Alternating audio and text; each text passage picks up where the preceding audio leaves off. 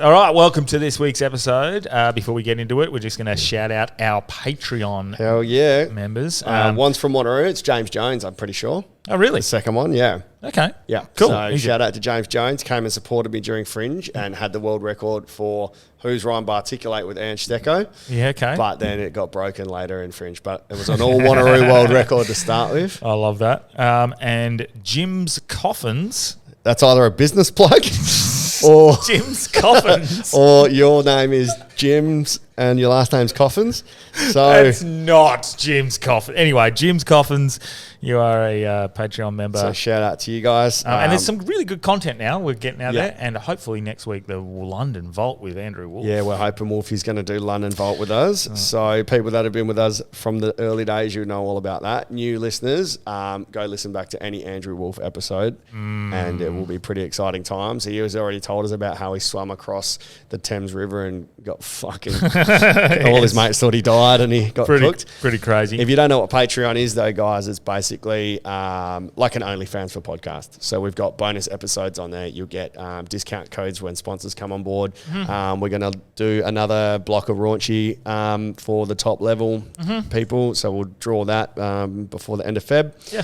And also there is little discounts for comedy shows, but all the money that we get from our Patreon we put back into the pod. Goes so to you can this. see cool setups like this. Like this beautiful painted it deck that you can see behind me.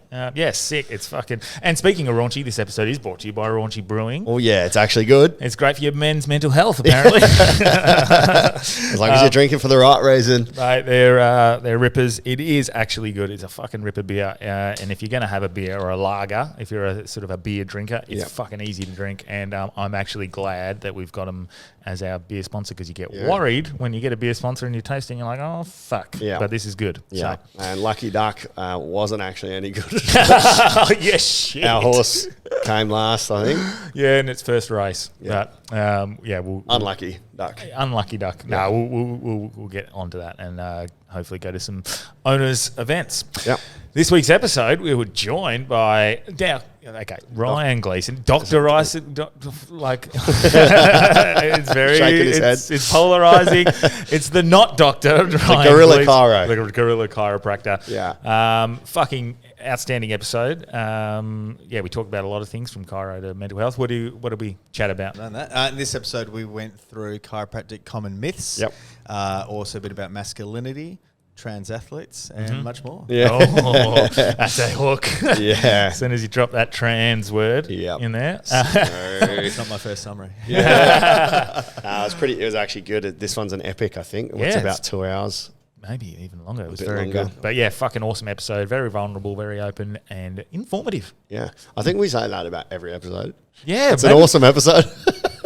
I think we're just an awesome podcast. Yeah, we're just a great potty. Or, just like Brian Shield said, this podcast is actually good. It's actually good. Let's get hard. Let's get hard. Welcome to Hard Yarns Podcast. I am fucking fat.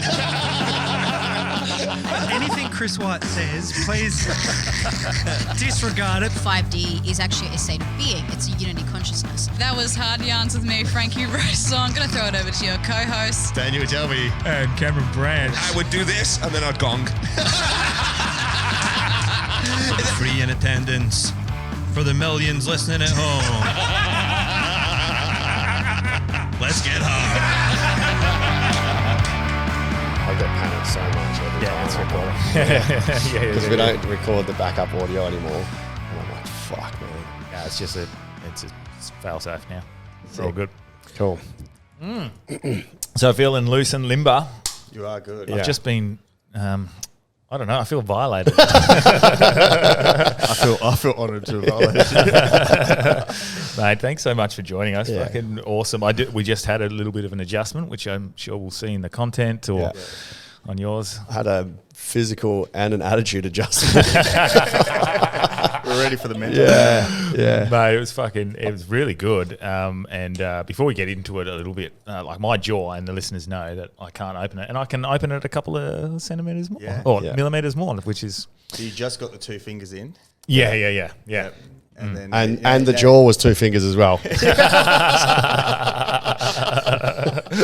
Oh, it was 3. Yeah. We all saw the dominatrix clip. If you haven't, have a look back on YouTube. Branching dominatrix. Oh yeah, With the ball gag, he couldn't get the ball gag in his mouth. I could probably get a ball gag in now. Yeah. Maybe. She's been texted and she's on route. Yeah. yeah. So you had 2 fingers. 2 fingers is my measurement. Yeah. And now I can Good, go, comfy. and that only just gets in for the two fingers. Yeah. And now I comfortably Easy, lightweight. in. Yeah. So now I So now you're possibly 2 could. knuckles. Now I could. Maybe I could suck a dick. Just need that can-do attitude. Yeah. Fuck yeah. Mindsets, everything. No, definitely appreciate you coming on. It's something pleasure. very interested in. There's several things. You obviously work in sort of men's mental health and your attitude towards that and stuff is pretty big. But we'll go straight off the bat. A couple of myths in regards to chiropractors because we've both got our experience in chiro and have our opinions. But maybe you could dispel a few myths maybe initially or myths about yourself as well. Yeah, myths about chiropractic. Yeah, so I think like with chiropractic, there's a couple of different things. Each where it's confusing. I think number one probably myth is that it's dangerous. Yeah. If it's performed well, it's not. It's very safe. I mean, there are things that can happen. People can get obviously post adjustment soreness, which is pretty common. But in terms of an actual injury secondary to an adjustment, it can happen. Yeah. But generally, if you're with a decent practitioner, and he's done his due diligence with the assessment, it is pretty safe. And that would that be someone coming in with a pre-existing condition that someone doesn't know about, or is it just exactly? Or it can even just be a technical error Yeah. in terms of their inability to treat and adjust someone effectively. Because that's the thing with chiropractic, because it's so diverse in terms of like it's not like you graduate as a chiro and then everyone has the same protocols, the same philosophy, same adjustments, because you have philosophies different between each chiropractor. Some you might come in, they don't ask you a couple of questions, bang bang, come in when you saw. Other ones will have a bit more of a work through more vitalistic approach where they're seeing you a bit more regularly, working through other sort of issues as well, and somewhere in between. And somewhere in between. So that's like in terms of philosophy, whether it's alignment philosophy, whether it's more focusing on nervous system philosophy. So there's differences in that. That's like the first thing. And then you have the skill level, competency level, which is dramatic. And I mean, you get someone who's a new grad, they're generally not going to be. It'll take them if they're pretty good. I mean, they'll have some basic level, but you'll be a couple of years at least until you can. And that's someone who's got very much a growth mindset. Has good mentorship, does a lot of training with other people, and really works on their craft, which a lot don't. But I mean, others obviously do. So there's that component to it as well. I mean, you can go to someone who's got an amazing adjusting techniques, and you go to someone with one philosophy, and you go to someone else with the exact same philosophy, but they're shit house. And they can't move you. They're adjusting the wrong areas. Is that because? Is it like, and you have to break this down for me. Is it a course? Is it like a university, like a doctor goes and they do their whatever? It's a uni basically degree. it's a 5-year course. A uni, and like every university course, they don't prepare you for the real world. Unfortunately, with chiropractic, unlike other professions where you can get sort of sheltered, like if you're a lawyer or accountant, you can get sheltered in the system and you can work your way up before you're working with bigger clients. Unfortunately, with chiro, you're straight in. And then you're compared to someone who's, I've been out for 13, 14 years. And someone like me versus them, you know what I mean? A new grad or someone hasn't, so they haven't had it, and they're paying the exact same, whether they see me or them. So someone could have gone to someone amazing, and then they go to someone else and they go, this is dog shit. Or vice versa, they could have gone somewhere shit and just gone, chiropractic doesn't work. It's just they might not have found. I've never even thought about that, because if you think about a physio, one physio might be better than the other. And that's because they've either updated their knowledge, or they're better at manipulation, or recommending rehab programs, or they're just more wealth of knowledge. Exactly right. I never thought about that for chiros. Because the experience of recognising certain issues or recognising what's causing a problem. Exactly. Comes through experience. And the way joints move and things like that. And even with chiro, the other thing is obviously there's a competency level. The other thing is the technique style. There's a shitload of different technique styles, from manual adjustments to some just use the drop piece, they don't do anything else. Others just use instrumentation. The drop piece is where your neck's on and goes tush, drops down, or the middle of the table. And some integrate different forms. So I mean, you'll have more heavy-handed. Like my style is probably a bit more like heavy-handed, even though I'm accurate with what I do. I'd say gorilla sort of sums it up pretty well. Yeah. So a lot of the people who come to see me, they've probably been to other chiros, and we have a lot. They will see our content and they go, "No, I want the stuff that you do. Yeah. Do you feel like you can? I'm a bigger guy. You can move." And they come in, they go, "Oh, well, that's you can That's actually." what you move need. properly." I've always felt that's what I need as well. The heavy hand. Yeah, but then I've had people that just get the right spot with just good technique, and you don't need both. full smash. So isn't it- First and foremost, technique's number one. Yeah. You don't just want a fucking brute Yeah. coming in and just muscling you, because that's when you will Get fucked if up. and that's the danger. You get someone who's really strong and they're like a new grad, and they might get a lower back and just rotate the fuck out of someone. Yeah. And then they can do a disbulge. That's the danger. Whereas like some other people, the low force stuff is what they agree with. Yeah. And I sort of, I guess, brand myself as someone I'm still accurate. We have a bit more of a vitalistic, performance-based approach, but also it is more physical. Yeah. So people, and with the name of the practice, Gorilla, people know when they see the content, they'll be like, "That's for me," or they go, "Fuck that." Yeah. Like and that's what I want. I want to sort of for people to go, whether that's for you or not for you, and then of course it's good to have other like low force practitioners, and they can market themselves for people who don't want. I guess that's like probably where the concerns come in from people who aren't aware of what's going on. Because I guess if it's a doctor, they've got to like, hey, this is the problem. This is how you fix it. Correct. This is it's uniform along the. Of course, it's standardized. Whereas you might have a slightly different technique to someone else. And that's not good for chiro for any what's the word? Reputation. No, yeah. If everyone's different, if you see one chiro, you'll base your experience off that. Of course. And you'll be way more hesitant to go see anyone else. Yeah, and there's different recommendations as well. In terms of some practitioners, you might go, and others might overservice, others might underservice. There's all these different sort of, and that's where some of the issues, like a lot of the public get, is they think, "Fuck, I've got to keep coming back." Well, I do. And it's and some do. They do schedule quite heavily, and then unders may not actually schedule enough. They're a bit too almost just once and because it's expensive as well. Of course, it's such a dividing part of it.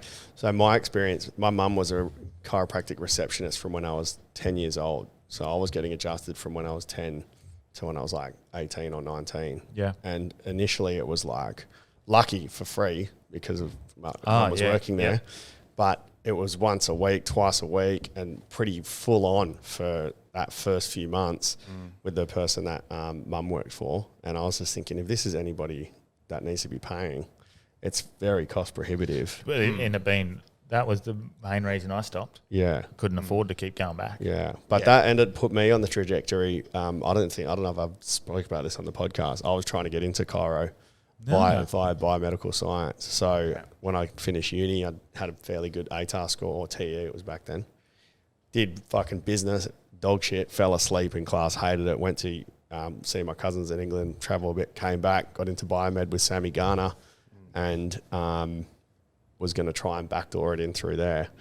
But ended up just following my passion of teaching. So like I've always thought chiro was good, but when I reflect on it, I'm like, me and both my brothers have the same issue, the same back. My brother's had a fake disc put in, what do you call it, spinal fusion. Yeah. And my youngest brother's got what I've got. I've had what I told you about before, the L5 SI. And I keep thinking like, is it genetics or is it because we were getting adjusted so much from when we were younger that it weakened our back? Is that a possibility? I think for me, every chiro's got different and different techniques of different philosophies with it.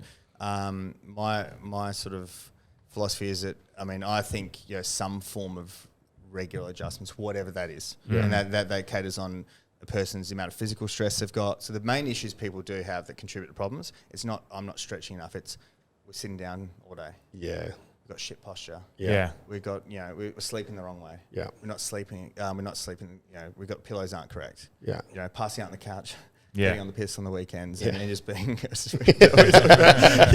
whenever my clients come in on a Monday and they're back spiked, I go, "What did you do Saturday?" If they're under 45, what did you do Saturday night? You know, and they are like, and I went. They explained that anything that contributes to inflammation in the body is going to have an effect on pain, on your muscle function, and on your nervous system function. So a lot of it is about sort of educating clients about what contributes it. Yes, there is genetic components. Everyone's spine is a bit different. Yeah. And that's where people can get frustrated because you might go, "Oh, I've got a someone might go, I've got a disc bulge, and I went to this guy and he sorted me out in one visit.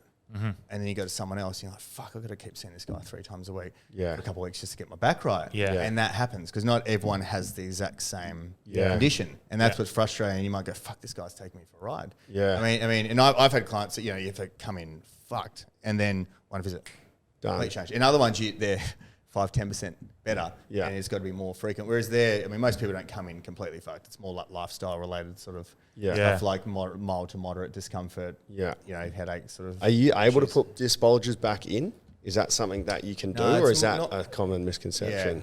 Bit of a common misconception. Obviously, there's a lot of it is things like the adjustments will improve the joint motion. Because the thing is, when you've got a disc bulge, you're going to have a lot of inflammation around there. Nerves aren't going to fire properly. It's going to be a lot of overactivity of the muscle. So a lot of it, what we do is, as long as they're safe to adjust, if it's too serious, you might not have to. So is firstly control the inflammation, encourage movement. If someone's got a disc bulge, they don't want to be doing anything where they're like sitting for prolonged periods. Completely, and that's different for different issues. Don't want to be doing anything where you're reaching out and lifting and doing things like. So you play it pretty safe. A lot of just control inflammation.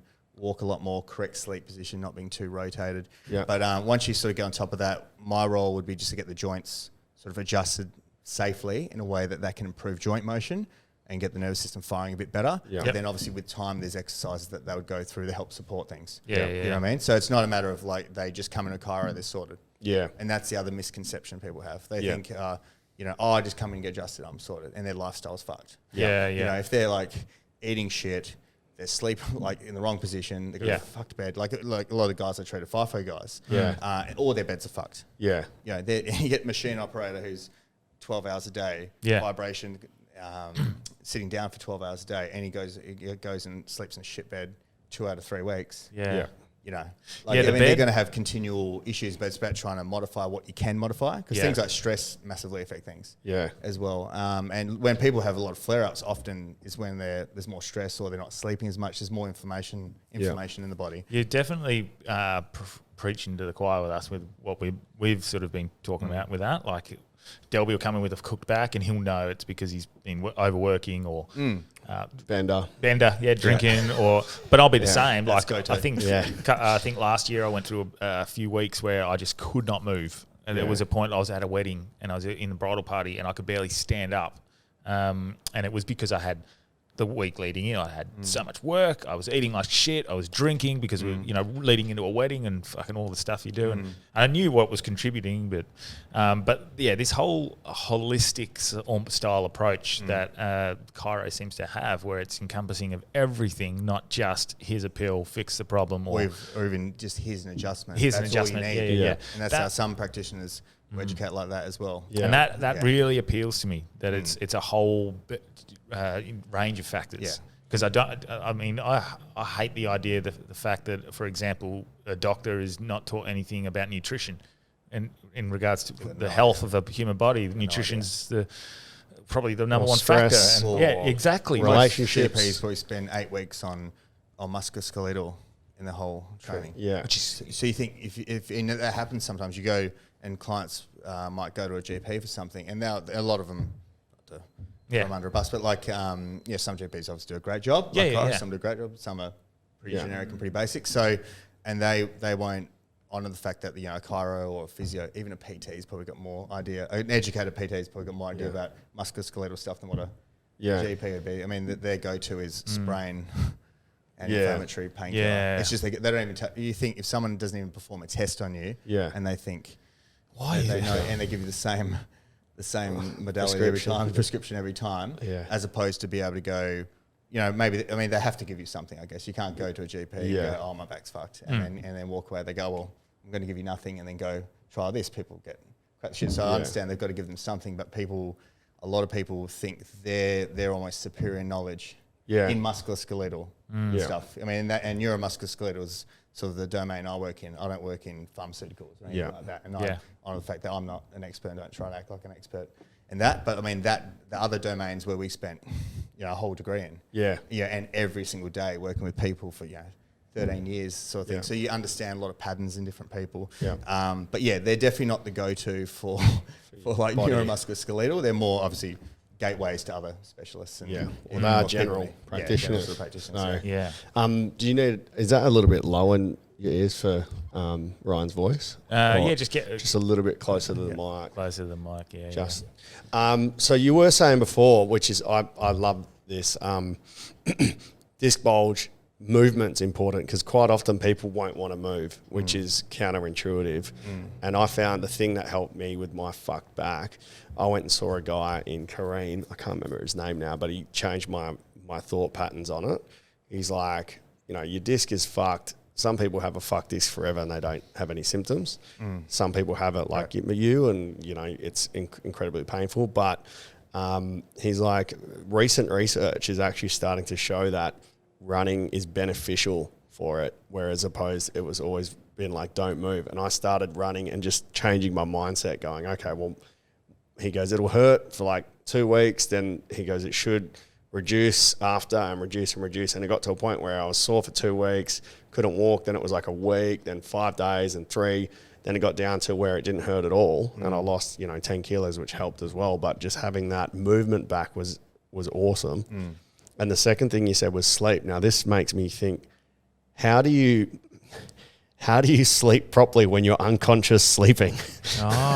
Like how do you wake up and go, hang on? I think you just got to be mindful of what are better positions when you are conscious. And to do as many things as you can to encourage that behavior. And if you do wake up, try and readjust. Obviously you can't completely. Is there suggested ways to sleep? It depends what's going on. Like a lot of the time, you don't want to cause too much rotation in the lower back. So if you're on your side, you want to have the top leg too rotated. You can put a pillow between. That can help. But then some people between your legs, between legs, or on your back, you can put a pillow underneath. I sleep with a hugger pillow, otherwise I can't sleep. You can do that. That's fine. You don't want to be too square where you're compressing like your AC joint, so you want to have your shoulders slightly forward if you're on your side. But a pillow between your knees is a good tactic. And what's the right for your head? Because I've struggled to find... For the height? Yeah. You want to be neutral. Yeah. So you think if your head's a little dipping like this, it's causing compression over there. If it's too high, like this, try never to use multiple pillows and stack them up and have 40 different fucking pillows. You got the right combo, like Jenga for your neck. It is. I've been playing Fortress going on there. I've been playing Jenga for the last fucking year and a half trying to figure out the best. I always feel... I'm like, it doesn't matter, my mattress is fucked. Yeah. Well, that's another thing. And this is, I guess, talking about issues. A lot of people want to know that, what's causing my pain? What one thing is causing my pain? It's like, it's not one fucking thing. And they go, oh, is it my mattress? It's like, your mattress contributes. But it's not just your mattress. And then they spend $7,000 on a mattress, go, back's still fucked. Or you've eaten like shit, or you've been drinking, or you're stressed. Stress, sleep position. Prolonged sitting is a massive one. Doing a lot of time in the car, stuff like that. Like, these sort of things, like if they're out of alignment, I think that's where some people can be very delusional because it's like they've got these fucked lifestyle habits and they think, oh, I'm going to come and see you and you're going to just crack it and that's going to sort. So without modifying to the best of your ability, obviously it's always like there's three approaches to it. There's identifying what contributes and they're pretty common things with a lot of people, a lot of lifestyle factors, and try and modify them, which is my role to educate a client. It's the client's role to do it. I can't fucking control what they're doing. The middle part's obviously the adjustments, and based on clinical assessments and recommendations and how often we see people, which is my role, and then obviously educating people about how to self-manage. Whether it's strengthening, using trigger point balls, things like that. So if someone doesn't address all three, I think that's a bit of a concern. Any practitioner that thinks it's just you just come in and get adjusted and they don't talk about what else contributes, that's probably a bit of a concern. And that was my concern early days because the first ever chiropractor I went to, incredible. It made me feel incredible, but I became reliant on needing the chiropractic adjustments, and he wasn't giving me anything else to do in the meantime. That's the big one. I still think just from lifestyle factors, we can't avoid everything. There's going to be, especially these days, like with this dopamine system's fucked. We're always on the phone. We're sitting down a lot. Like there's so much, like our nervous system's getting hammered so much more now. Just for the listeners, we're standing on this podcast. But what do you do in those situations? You can't avoid posture on the podcast. It's very ergonomic. You can't avoid some of those situations, like driving in a car. Of course. Is there ways to get around these and things we can do? There's things that you can do, obviously, and same thing with stress. If you like, relationship's no good. I fucking hate work. And I mean, think how many people have got a shit relationship, hate their work, don't sleep well. Yeah. And then you think, and then they're not that active. Yeah. Even people who are, this is my ones. You'll get like people who are like they're full into fitness and they eat well. It's like that's great. Then they're like like a PT, and then their fucking stress is out of control. Like they've got no capacity to emotionally regulate what's going on, and their sleep might be pretty fucked as well. So, but I think, well, I stretch, I'm fit, I'm healthy. It's like, you do some things well. Yeah. But you're not like someone who doesn't quite go as hard in that they're just tracking everything they eat, but they generally eat pretty well. They generally train pretty well, but they manage these other things better. They're going to be better than these people. I've figured that out the other day, came to a realization, and people who listen to the podcast know I've had this turn of feeling good in like consistently for the last 2 or 3 months. And I had this sort of like epiphany 2 or 3 days ago. It wasn't that my mindset's changed. It wasn't this. I've made little incremental changes in 6, 7 different parts of my life that have all turned into this ultimately good feeling physically, mentally, everything. It wasn't just the one change. I was always looking for that one change. Like, what can I do? Oh, I need to do that. I need to quit my job to make sure I'm happier. I need to be healthier or whatever. I need a fucking wife. I need all that. Yeah. It's not that. That's not good. It's definitely not.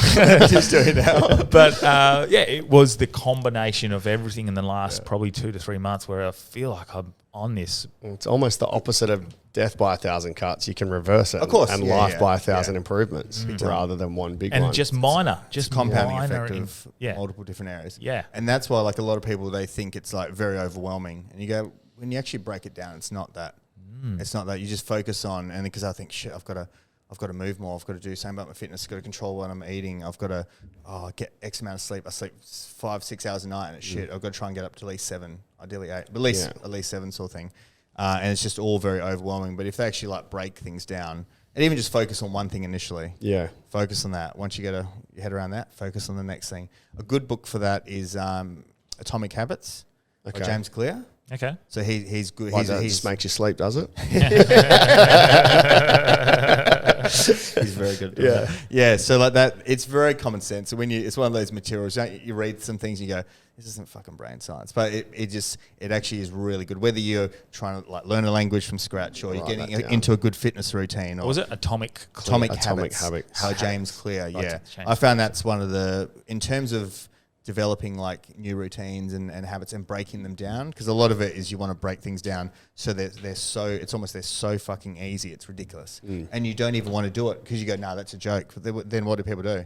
They go the other end, and then they sabotage. So they go, fuck this, and give up. Yeah, you know what I mean? As opposed to just creating little wins and just changing little things, and building evidence that you're that person that's working towards that goal. Yeah, and just and that's what happens. A lot of it isn't. It's that, as you said, Branch, like the cumulative little improvements over here, and then you look at someone in a year. It's like we're training. Yeah, like if you do things, you just make subtle changes, work these things, and then you look at someone. Not in a month, they're not going to change that much, but look at them in a year, 2 years, you go, holy fuck, they've really changed their life around. Even something as simple as I've recently replaced my drinking water with filtered water, which is alkalized and minerals put into it. And at the start, it's a bit of a process setting it up and getting it all sorted. Now it's every day I fill up the water, it filters, and it's just a simple thing. And that's one simple little process. Big time. And that's like about setting yourself up to succeed, which he talks about in that. Yeah. Like, whether it's, you go in the gym early in the morning, pack your shit. Runners and that in the morning, so you don't have to get up and it's 4:35 and think, fuck, now I've got to run around for 5-10 minutes, and then eventually like, shit, nah, and you tell yourself, because the voice is saying, give up, don't do it. You're looking for any excuse not to do it. Or have the cold shower in the morning or whatever. Like if someone wants to start doing cold shower, I'm a big advocate of like ice baths and things like that. But even like starting up, I say it to my clients to try and get everyone at least do a cold shower in the morning. Yeah. Do you know much of the science behind that? And what's more in terms of it does. I mean, the cold shower is not going to get cold shock proteins to that level that like an ice bath would, which you have more of a great effect with mitigating stress on the body. But the thing is, it'll release noradrenaline, it'll get your brain function better, and can to a degree help with a bit of inflammation in the body. But you'll find you do that, it's a way that you'll just like neurologically, just cognitively, you'll be switched on. And I think like even Goggins talks about it in regards to not in a scientific way, just the last thing you want to fucking do is on a cold morning go get in a cold bath, a cold shower. And if you're doing it, you're already doing something you didn't want to do. You're beating yourself. Of course. And it's setting yourself up for like, I just did that. I didn't want to do it, but I fucking still did it. So I can still do anything else. I beat myself in the mornings. You what? I said I beat myself in the mornings as well sometimes. Yourself in the mirror. It's off to a good start. They're pretty consistent as the podcast evolves. You set yourself up for success. But you do like it, do it by doing something you didn't want to do at the start.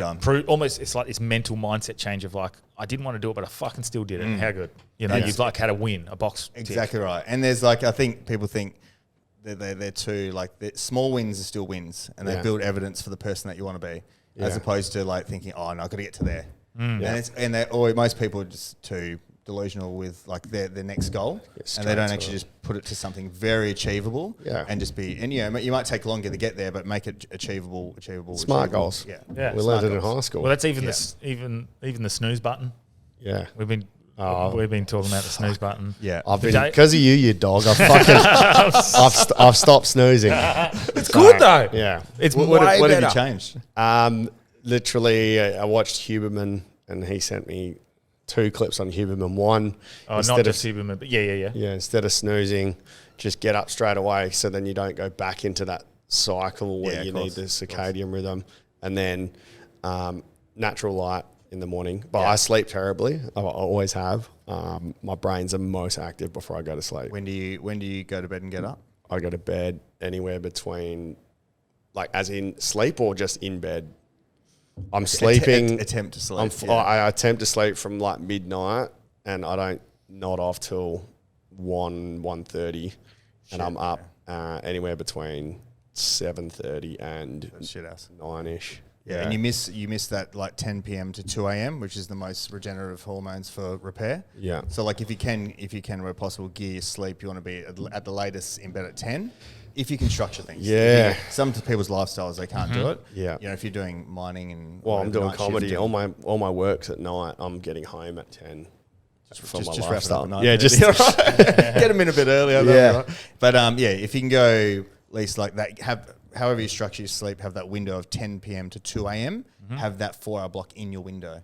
Is that a generic thing, or is that something to do with light? Yeah, or circadian rhythms and things like that, yeah. So... yeah. For me, it's become about 10. Like, there'll be more nights where, like, I'll be texting Delby and we fucking riffing ideas for what we're going to do and stuff. And it'll be like 11:30 and I went to bed at 10. I'm still awake. But generally, very generally, it's 10:30 till about 5:30. Yeah. Every single day is what I've found has become my norm, and it's where I achieve my best sort of, my days are set up the best. When I snooze, I can't just snooze once, and I fall into that trap. Oh, yeah. And it's become, I think, so if I don't snooze and I get up, I feel this sense of achievement. It actually motivates me, like, you're up. How good. That was me today, man. What's your is it? Yeah, I got up and I cleaned my room for like 45 minutes. Sick. So you knew I was coming in. Yeah. I've gotten to a point now, especially when I have my daughter, I have to get up, because if I don't, if I waste that hour-ish before she'll wake up and come and need my attention, and unless I chuck her on an iPad, which I don't want to be that sort of dad. If I don't work and get a start of the day between 5 and 6 o'clock, I've lost an hour where then I cannot start until I've dropped her to school at 8:50. So I can't start the day till 9.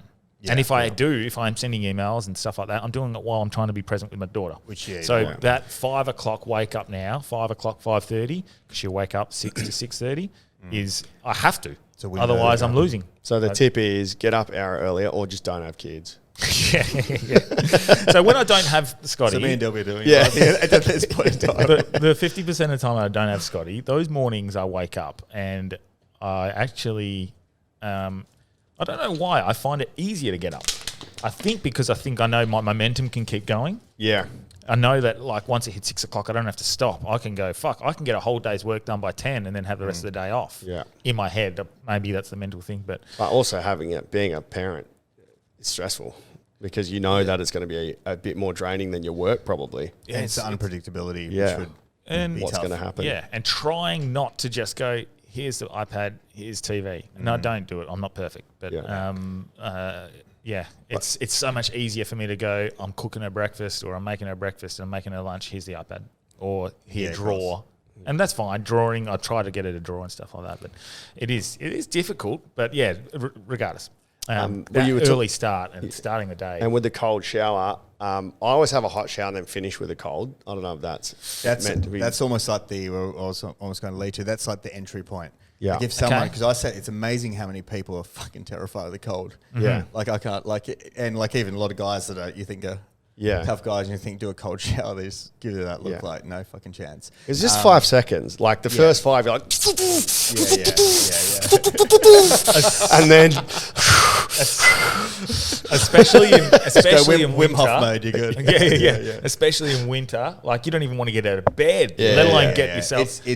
Now this time of the year is a great time to start. Just It's in start about 4 months. It's gonna be Yeah. fucked. I actually The other started morning I doing got it. it sweaty. I was like, I need a cold shower. It's fucking hot today. I've been doing it for cold shower every day for about 4 years. Yeah. 4 to 5 years. Yeah, and start I started the day. in winter. I did when I was into this quite a while ago. But that's a And mindset change in itself, isn't it? It is. And now it's just it's easy. Then I've been probably doing ice baths. I do them now at a place twice a week. I've been doing them for 3 to 4 months, and I'm going to buy my own one. Yeah. Today I was actually ordering one. So, and that's a whole nother level. Yeah. Like cold showers are a cakewalk. Okay. And I eventually want to be able to start my day, actually have the ice bath set up. Yeah. Then you can, in the morning, do 3 minutes in the ice bath at somewhere between 0 and 2. Yeah. Which will be hectic. Yeah. But especially if you don't do a sauna before, they'll set you up for success properly. Yeah. And they actually will release things like cold shock protein. Yeah, what is a cold shock protein? You said that before. I've never heard of there's that heat before. and cold shock proteins. Basically, part of one of the like if you go to a certain level of cold for a certain amount of time or a certain level of heat for a certain amount of time, it will elicit these in the body. So one of the things where they're really good for like longevity studies is they help mitigate the negative effects of stress on the body. Yeah. To a degree. Yeah. As well. So that's why you'll see people like with a lot of longevity studies,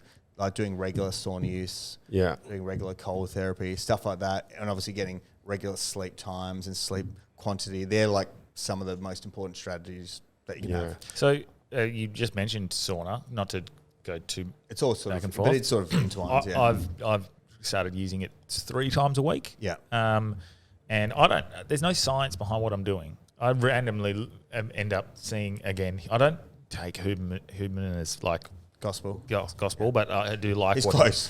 I do like what he said. Yeah, he's pretty fucking he's onto my it. favourite, yeah. And then I end up looking at the routine he suggested for. Oh, hectic. For the good sauna. Yeah, but half an hour on, 5 minutes off, half an hour on, 5 minutes off, then half an hour on again or something. along those lines. It was In pretty. terms of once per week, was it? No, just in one hit. He's got a bunch of different protocols. Yeah, so there was different protocols, and he said the ultimate was once a week. I think it was total in a week. The 90 minutes. The optimum was like 60 to 90 minutes. Is that right? Is that cumulative over the week? Over the week. Yeah. Does Not that in sound one good? session. Not in one session. No, over I thought it a was over the 7-day week, period. yeah, cumulative over and he the said, week, to a point, it doesn't matter in how long you do How you break it up. Yeah, how you break it up. Yeah, as long as right. you're getting that. So ends up being basically what I do. But I usually do 10 to 15 minutes, 2 sets. Yeah. And that's as much as I think I've found a massive benefit from it. Just with like I don't this feeling of like it gets hard. So then when you finish, everything seems like walking around seems easier. Everything seems easier because it's like what would you call it? It's not aerobic, but you're working your body without moving. Yeah, I mean it burns depending if you do like an hour, you can burn anywhere from 500 to 700 calories. And your heart rate raises. Really? Yeah. I didn't realise that's what I was doing. Honestly, I thought it was just being Exercising for mugs. Yeah. Thought it was just being Italian. And I think there's longevity studies as well. And Massively. And even like there's ones, look, there's so many, I'm not familiar with all the studies, but some basic ones. I mean, Rhonda Patrick, have you ever come across her? She was on Joe Rogan quite regularly. So she was the one that was probably the biggest voice for it, probably when I started maybe 5 years ago doing it. And now like Huberman's like, he's like the man in anything sort of with the human body. Huberman is the sunlight, the fucking sauna, That's the where he's ice so bath. good is He's just great. he's not just like I'm the hot and cold guy or I'm the mental health guy. Like he's so smart and such, and he can He's a break. neuroscientist, eh? Yeah, at Stanford, I think. Stanford, right. Yeah, Stanford neuroscientist. So he can break down, and he does everything in a very calculated, evidence-based approach, and he can break down tough concepts for basic bitches. Basic. Yeah. Tom Segura's cousin as well. Yeah. Is he really? Yeah. Is he? I listened to Two Bears in a Cave with human jigsaws like that, and then didn't realize they're cousins. That's so smart. And he hadn't met him. He's like, well, we better meet. Yeah. That's fucking wild. Well, and the ice bath thing, it wasn't only like, and I don't know if this was Huberman that I saw, but it was something like 11 minutes a week is meant to be optimal or something. Or have I got my wires crossed here? I remember it being only a short amount of time for an ice bath. The exact amount that he said. But I think because I do it twice a week and sauna twice a week. 11. No, yeah. I think it's 15. Okay. Don't quote me. I think it's 15. You mean over a week or over a week? Yeah, I was going to say. I think it's like 90 minutes in the sauna, 15 in the cold. Don't quote me. But I think it's somewhere around that. And I sort of try and hit that. I do a Saturday, Sunday session where it's like an hour each one. And I just alternate between both. Yeah. Just go like 20 minutes in sauna, 3 minutes in the ice bath, 20 minutes in sauna, 3 minutes. The 3 minutes in the ice bath's pretty bang on, hey, for a one stint. Yeah, so I do it. You can do it. You can just break it up how you want. I normally do it, then I do sauna for 20, come out, do the ice for 3 in a block at the same. Yeah, so I do it twice a week. And this is just what I do with my sort of lifestyle. It tends to work until I get my own setup. Then I'll probably do it daily. But yeah, I do 3 minutes in the ice, 20 minutes in the sauna, 3 minutes in the ice, 20 minutes in the sauna, 3 minutes in the ice. Fuck. So I do that. So you get an hour session. So I do that Saturday and Sunday. So the weeks are so fucking hectic. That's so fluctuating though. Yeah. Is that? Yeah, and you can do either. You can break it up how you want. That's just. See, I wish with my lifestyle I have. I wish I had this science with the sauna stuff when I was playing footy, and because they've found just as much benefit with the sauna stuff as the ice baths, and they obviously have different benefits, but the basic mechanism is it's moving the blood, the damaged blood out, and fuck, I would have way rather been in a sauna. Is that 3 times a week instead of? Is the science behind a sauna? Yeah, what's the main benefit? I think that's so we said cold shock that's proteins that help side. with stress. Yeah, mitigate the effects of the damaging effects of stress. Yeah, yeah, right. So things like, you get like obviously like growth hormone release and things like that from a sauna, noradrenaline release. That's like from the ice bath and stuff like that. So I find for like recovery and that they both can help with inflammation as well. That's the thing. That's why you'll feel better regardless of what you do. Yeah. There's stuff that sort of come out that doing the ice bath prior to actually doing a workout, as opposed to the opposite way, is actually helps increase 20 minutes growth prior hormone. or something. Yeah, helps increase growth hormone. Right. So actually, I now on my Saturday session, I do that session and then I go to the gym. Yeah, because I do it in the Arvo, then I go to gym Saturday Arvo. So and try and work around it like that. Yeah. So there's different. A lot of those things, look, to be honest, I think they're like 5%ers and stuff like that. You generally keep the core fundamentals of things right. Yeah. You know what I mean? You do pretty well. Like if you get that 60 to 90 minutes in a sauna a week, however you break it up, 15 minutes in the ice. The fucking boredom for me, I can't sit there for 20 minutes and do nothing. Could you headphones? Yeah, I do, but because I sweat straight in my ears, I've tried. Yeah. And after about 15 minutes, it's like... So I can sit in there and listen, no worries. Yeah, so... But doing nothing... It's tough because it's a mental challenge, but so the couple of ways I get around it if I'm trying to be lazy is headphones, but I've stopped doing the headphones. Having a chat in there. Sometimes it can fuck you up because you stay in there too long. You get into a chat. And the other one is, and this one's fucking challenging, is I've tried meditating in there. And it's so hard to meditate. Hard, so hard. Why? Because you're just like, fuck, I'm hot. Oh, shit. Yeah. Well, the voice is going. Like you don't have... If you have like no phone to distract you, no music to distract you, no mate in there to distract you, like you've actually got to deal with yourself. Yeah. And you're like, this is hurting. And we're so used to like numbing ourselves out and distracting ourselves. Like when you got to... Like, even like when you hear Goggins, he hates putting music on. Yeah. He thinks it's like bullshit. Yeah, he thinks it's cheating. Listen to music, like, what's it? You know what was fucked? Him saying that, I listened to that while I was running that 80. And I was like, fuck. He's saying, don't listen to music, it's bullshit. And I was like, I'm listening to a motivation. Like, you're listening to him. I need that motivation. Fuck. But it's so important to do things like they do challenge you. And I think society these days, not everyone, like there's in general, there's too much comfort. Everything's too easy. Well, it's like you said earlier, where people come for the one fix I was bad for it as well. Like, no, my back was the worst, but I would look for the fix and not put in any pre or post work. So, and it's because it's hard. Yeah, like, definitely. Well, it's small amounts is easy, but like actually doing the stuff when it flares up, if someone can fix it, I feel better, right? Yeah. But putting the little steps in place and going to the gym and working my core or doing the exercises I'm prescribed, that is a long thing to stop the pain, which I've only just sort of in the last year or two been like, fuck, I'm going to do that now because I'm sick of flaring up, getting it fixed, flaring up. But it's like the mental challenge of staying on that course going, no, I'm doing these. So when my back is fucked or so I don't get to my back being fucked. Correct. Yeah. That's the tough part. Exactly. Yeah. And that mentality, you see it in every aspect of someone's life. And you just said that in terms of like just with like, you know, a rehab chiro, and then they're the same with their money. Yeah. They're the same with fitness. Yeah. They're the same with everything. It's like they grossly underestimate, you know, what they need to do to get the result. Yeah. They don't realize if they actually made subtle changes and did them over time, they'd get there. But people have got that, you know, I want to get rich quick. Yeah. I want to get jacked quick. Yeah. I just want to get rid of this pain like that. I don't want to have to fucking do anything, and I don't want to have to put any effort in, and I want all my problems solved straight away, as opposed to realizing shit takes time to build foundations with anything. And then and it's actually, most things aren't that hard to build the foundations. It's just consistency, which people have trouble with. And just building consistency over time. And with anything, whether it's your finances, your relationships with people or your partner, whatever, you know, they want shit could go, you know, stuff can go sideways with their relationship with their partner, and they're going and they want a quick fix, as opposed to I need to be doing this. We need to be doing this consistently to have a good relationship, or with your business or anything. You don't, people just, any aspect of life are looking for quick fixes, and that just leads that mindset of just doing shit behavior and getting a shit result. And you'll be presented little opportunities to go back on the path that you were on that's causing the back problems or the fucking health problems or the mental health problems or whatever it is. You'll be presented little options. Hey, little, come back over here. It's just once. And it never is the case. You're not interested? No. I've found that the best thing is not to be too. Like people like the cold turkey. Some people are like, the cold turkey works. Get rid of the things. But the baby steps into it becoming your norm, where you don't need to go for a drink. You don't need to eat like shit. You don't need.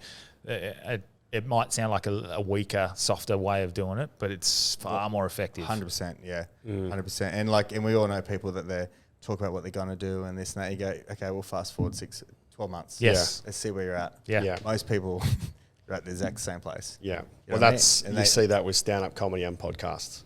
Yeah. People go, I'm going to do stand-up, and they'll gig for 6 months, maybe a year. And when I say gig, they'll maybe once every 2 weeks or whatever. And then after a year, you never see them again.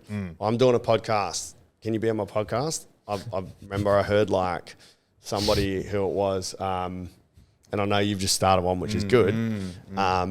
But when time becomes an asset, it was like, I'll do it, but you have to show me that your podcast, you've been doing it for a year and you're not going to just give up, because my time's about. I can't remember who I heard that from, but I was like, that's such a great way of thinking. Was Tate. Yeah. Was it Tate? It was Tate, yeah. Was it really? Yeah, so he does come up with some pretty fucking good He does. bangers. Yeah, because he's like, I'll help you out, but like, you have Show me you can't about be the it. second Yeah. episode. He was like, I'll go on any fucking podcast, but you show me a body of work to show me that. Was that Tate? Yeah. Fuck yeah. Release him. Release He's Top still G. got more going.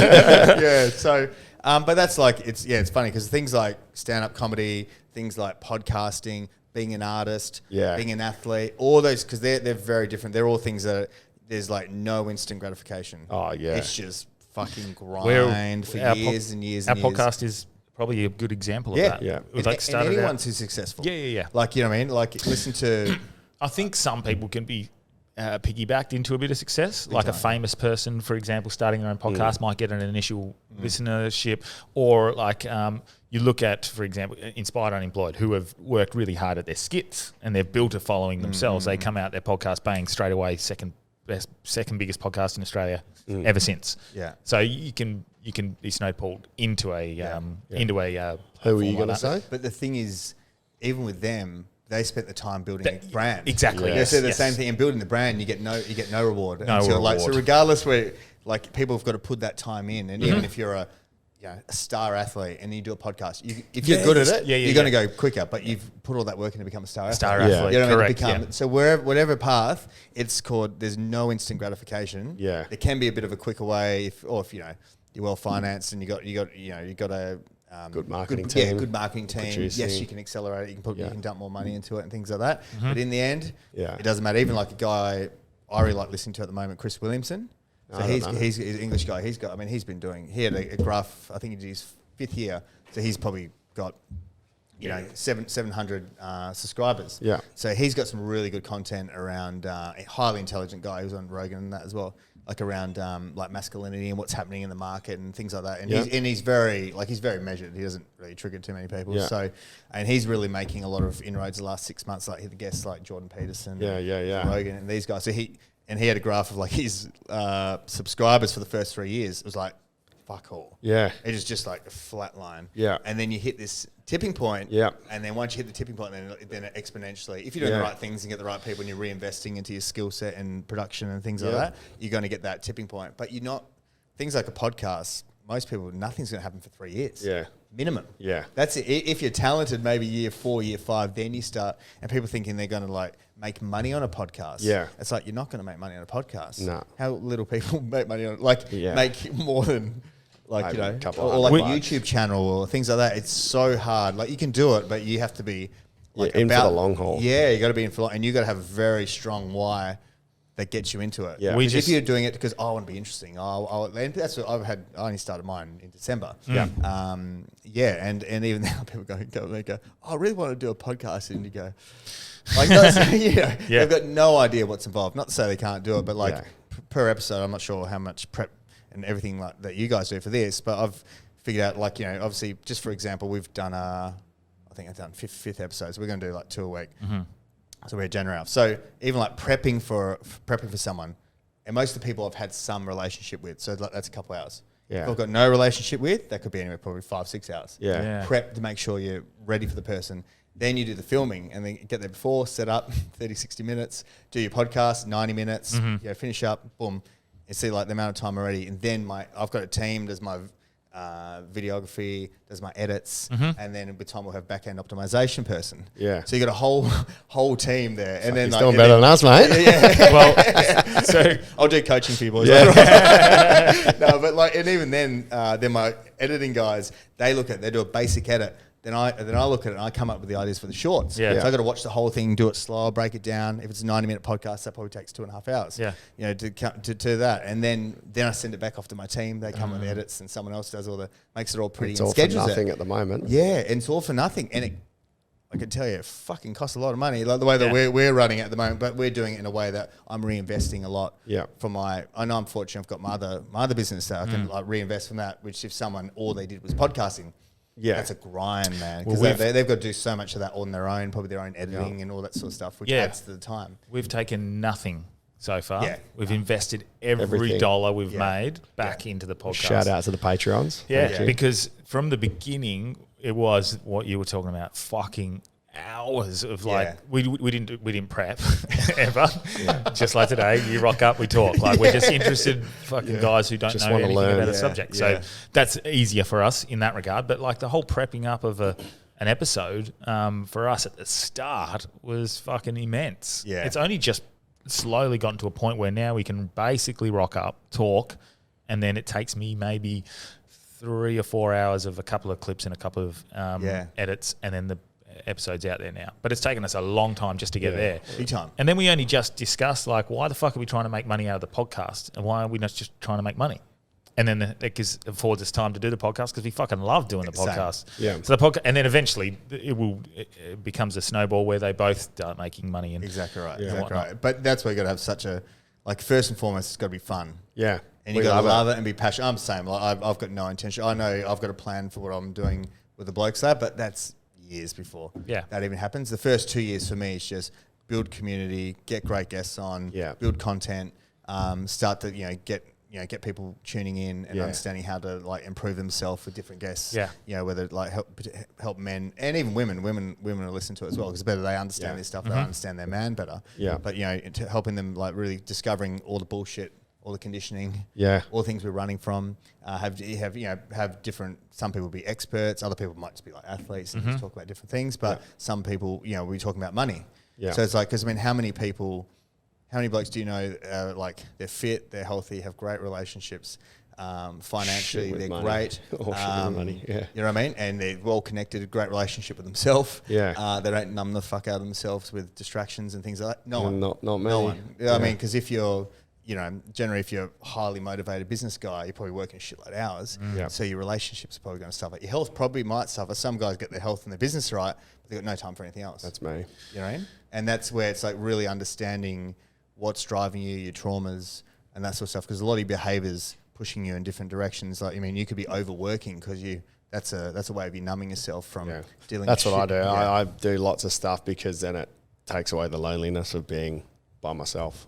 So I don't mind being by myself, but I'd also rather be productive because it stimulates me, gives me dopamine. I'm like, rather than sit at home and do fuck all, I'd rather be out hosting a quiz or going to do stand up. But it's I've found that I've just for example, that life balance. I've just quit my job again, which is which I'll let you talk about. I'm just going to the toilet. So for the listeners know that I work for West Perth Footy Club, and they've been a huge stepping stone on my journey to becoming like my business growing and doing what it does.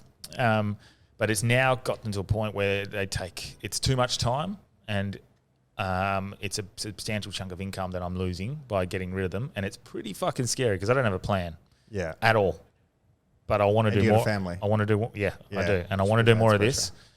But I was sick of preaching the one to do what you love and follow your dreams and have life balance and stuff. But I was also sick of preaching trust your gut, trust the universe, and not following it, not doing it. Yeah. And the universe kept on saying, "Don't fucking worry, I'll look after you." This is the thing that was going on in my head.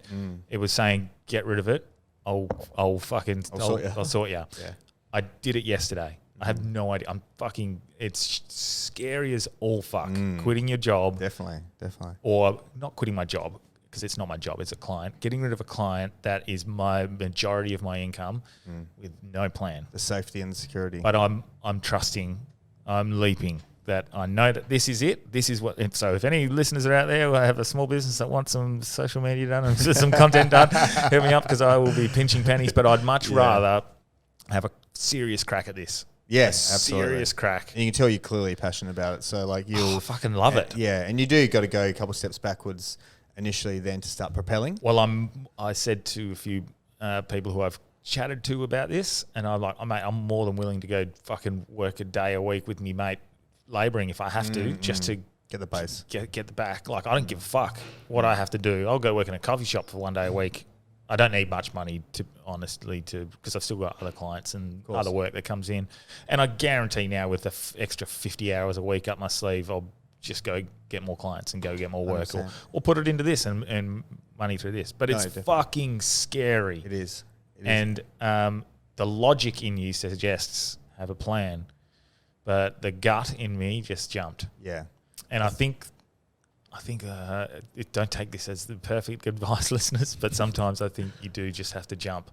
And it's because I have no parachute. There is a huge risk in this. I have a daughter. I could lose my rental property. I could lose anything. Yeah. So it's scary, but I am that invested and that sure of yourself. I'm that sure in the universe looking after me. And but also you have, in terms of that advice for people in general, like, You've developed some competency in this space that you're going to go into. Yes. As opposed to someone who's like, I fucking hate my job. Yes. I'm out. But I'm listening. Parachute. At least you've got, you know what I mean? I'm listening to my gut as well. Yeah, correct. So correct. Yeah. If I was in that case, my gut would be going, you probably should take an extra few months to do this, or you should take an extra year or whatever. But my gut has told me, no, you're fine. Yeah, and the gut will tap you on the shoulder. It might go, go in this direction, start the process of going this direction. And I'm even going through that the last 6 months myself. Yeah. I mean, I've got a successful chiropractors, and we've got 10 staff, and that does well. And the thing is, most people probably go, well, why don't you just do that? Have more free time. And whereas I'm going through like a transition phase myself, I've done a lot of work with myself through coaching the last probably year and a bit, year and a quarter, year and a half, and through understanding that, I'm like, no, I've got a bigger purpose than. I still enjoy being a chiropractor, but I'm not looking to just be all about that. I reckon I've just manifested you into saying that, because when I was in the toilet, I was going to ask you what has triggered your movement from chiro. Is it being with people? Yeah, legit. Has it been being with people and seeing the help, or is it what you just said, where it's like you've helped yourself and you're like, I figure Big out. time. Yeah, what's that? I think I've wanted to do stuff in terms of the bigger scale, like helping men and things like that. But I hadn't done the work on myself to be able to be in that position. And that's a constant work in progress. And I did so many things well, but I mean, I was, heavily like just numbing myself with work and stimulants, and you go out and you party and different things, and you think, oh, that's just to blow steam off. Yeah. And you tell yourself bullshit like that. And it's is like, it, no, is you're it actually not? not dealing. Yeah. Fuck. I thought I was well rounded. Traumatized. Yeah. So, but look, and you got to start that journey and you get to a point you're just like, fuck, and then I started that journey with my friend who's my co-host on the Blokes Lab, and he's been the biggest help I've ever had. And I've done fucking courses of personal development, but this is like the real personal development, really sorting out your own shit. How dare you call it the Blokes Lab? That is so misogynistic. I can't believe you wouldn't talk about women. Well, we got lots of women listeners from people Men's with Mental male Health. genitalia. Sperm producing, I think. Or non-egg They'll go a whole producing. different other way. But you've moved into that. It seems. Yeah. So and I felt like I had to go through that process myself to be like that. And it's funny. I went to, because I only probably got heavily into the content creation space as a guy probably since I went to Europe in June last year. So probably we've been doing a lot of content, personal branding stuff for 7 months sort of thing, and that's going really well and providing a good platform. I've noticed it. Yeah. So at least, and we've predominantly targeted TikTok as the means of building the brand as opposed to Instagram, and that's gone from no one to essentially almost 250,000. That's brilliant. Followers in 6 months, and it's at the rate now. I mean, hopefully by August it'll probably hit 1 million. I think. Is it because it's quite a niche? No, it's a niche. It's niche. So and then you get the 250,000 who want to see chiro stuff, neck cracks, and it's funny. Most of them, I don't know why, but I've got heavy viewership in South Africa. I don't know why. Like 13% in Saudi Arabia. Only probably 6% Australia. I wonder if generally there's international. It's not a strategy I've done to get more clients. I mean, I've been busy enough. I'm looking to scale back if anything. But for me, it's a personal branding exercise to build your brand so that you can go into like the Blokes Lab and we were talking about before, and then actually have a platform already that you can sort of bypass that process and get into. Do they have chiropractic in South Africa and Saudi Arabia? Yeah, they got a school down there, but. You think they wouldn't the way they carry on. But so it's just, I mean, and that's been like doing the content side of things. I love it. Yeah. For me, it's great. It's just different. It's different setting, different, you got my videographer before, like you do it like he's a good friend of mine. So you're doing it with a mate. It's different. I have a very like creative side to me that I don't just, I'm not just highly analytical with clinical stuff and that's it, which a lot of practitioners are. They're just all about the clinical. Whereas I am about the clinical and being competent and getting results, but then I like doing things differently, and the creative aspect's a real good platform for that. But I've just had same thing from the work I've done myself, the universe, different amount. I've done a fair bit of traveling around the world last 7 months. I just keep having this. It's like you're meant to be creating content, and then you're supposed to be like helping men, because you've got a story. Like you've been through some shit, and you know what I mean. And you've got a story, and you've seen how much it's helped you, and you see so many other guys in the exact like where you were. And we're obviously it's not like a fucking healed or anything, like a long way to go. But like it's just like it's a constant work in progress. But I feel we can do it in a way that, I mean, the brand will be a very masculine way that guys won't be all airy fairy, and guys will go, oh, fuck that. You know what I mean? Guys will be able to connect. A certain demographic of guys, not everyone will be able to connect with it. And having my co-host, which he's essentially like a men's and women's sort of coach, he's done very good with spirituality and understanding how to like work through your stuff and different. And he's really good, and he helped me, and he's amazing. So having him, who provides that sort of aspect, and me with my sort of skill sets as well. And doing it with a friend is what, like, like what you boys get to do is amazing, and sharing the journey together. Yeah. But for me, there's way more fulfillment in my vision. I've got a big vision with what I want to do with that, and I know I'm going to have a bigger impact with that. Yeah. Then, not to minimize it, I mean, I believe in chiropractic, but it's like chiropractic, like, for me, is like the gym. Yeah. It works. You do it. Yeah. If you don't do it, it's up to you. Yeah. You know what I mean? It just works. So Yeah. like, if it's done like with how I find, but I don't want to like be convincing everyone every single day to be getting adjusted and things like that. For me, it's like, I still want to keep the hands busy, probably dial back a bit, but I want to get into more of that real, and going into more of the blokes lab, you're going to like a way bigger space of personal growth. Yeah. Whereas you're quite limited as like a health practitioner or anything. You can only be hands-on. You've got certain level of skill sets. You can always fine tune and get better. Yeah. But in terms of like, the blokes lab, that's going to have, stuff about physical, mental, spiritual, financial. And you're going to have to prepare for guests, and you get smart people in what you learn from them, and you just grow and develop so much more. Yep. And through that exercise, like, you have way more impact and way more reach, which I can't get as a chiro. Yeah, we're going to timestamp that right there, and then in a year, 2-3 years time, you can see when Bloke Lab's pumping. Yeah, and you're going to be like, I told you. It's early. It's early. I told you. It's early. But you know how you say, like, when you know, when you know, and you're like, this is the right path. This is what I got to do. Yeah. And same thing, you have. I'm not sure if you guys went through the same thing. You have family and friends going, what the fuck are you doing? Yeah, like, they're like, you got a fucking good business. What are you doing? Like, what? Like, why are you doing this bullshit content? Like, you're on fucking TikTok. You're middle aged. What the fuck are you doing on TikTok? Getting fucking roasted by 12-year-olds. You guys on TikTok? Yeah. They're fucking savages. Yeah. TikTok's another level of savagery. And you got to be so thick-skinned, you just learn. I actually quite enjoy it. If someone could rip me well on it, I love it. Yeah, people are so... you hear there's the same negative shit that, like, people got to learn to get a bit more creative with. But when you get like a good creative one, you're like, fuck, I'll give that's that. good. You come back. It's fun. I like engaging with the trolls, but I like it's fucking frustrating because I feel sad for people, man. Yeah. Because it's not real life. No. And I'm just saying shit because it's going to wind them up. And then more comments is Just more build traction. build that algorithm. Because if we have a clip about being like, what was our clip about blokes needing a better role model? Yeah. And then all the ladies come on and make it about them and about women. I mean, it's like, you've seen a clip, it's not the whole thing, and we'll say that, and then they're like, fucking women this, women that, and then attack the guest for who it was, and I just go, hey, calm down, mate. Yeah. And they're like, fuck off. In what world is someone looking to get better a bad thing? Yes. You know what I mean?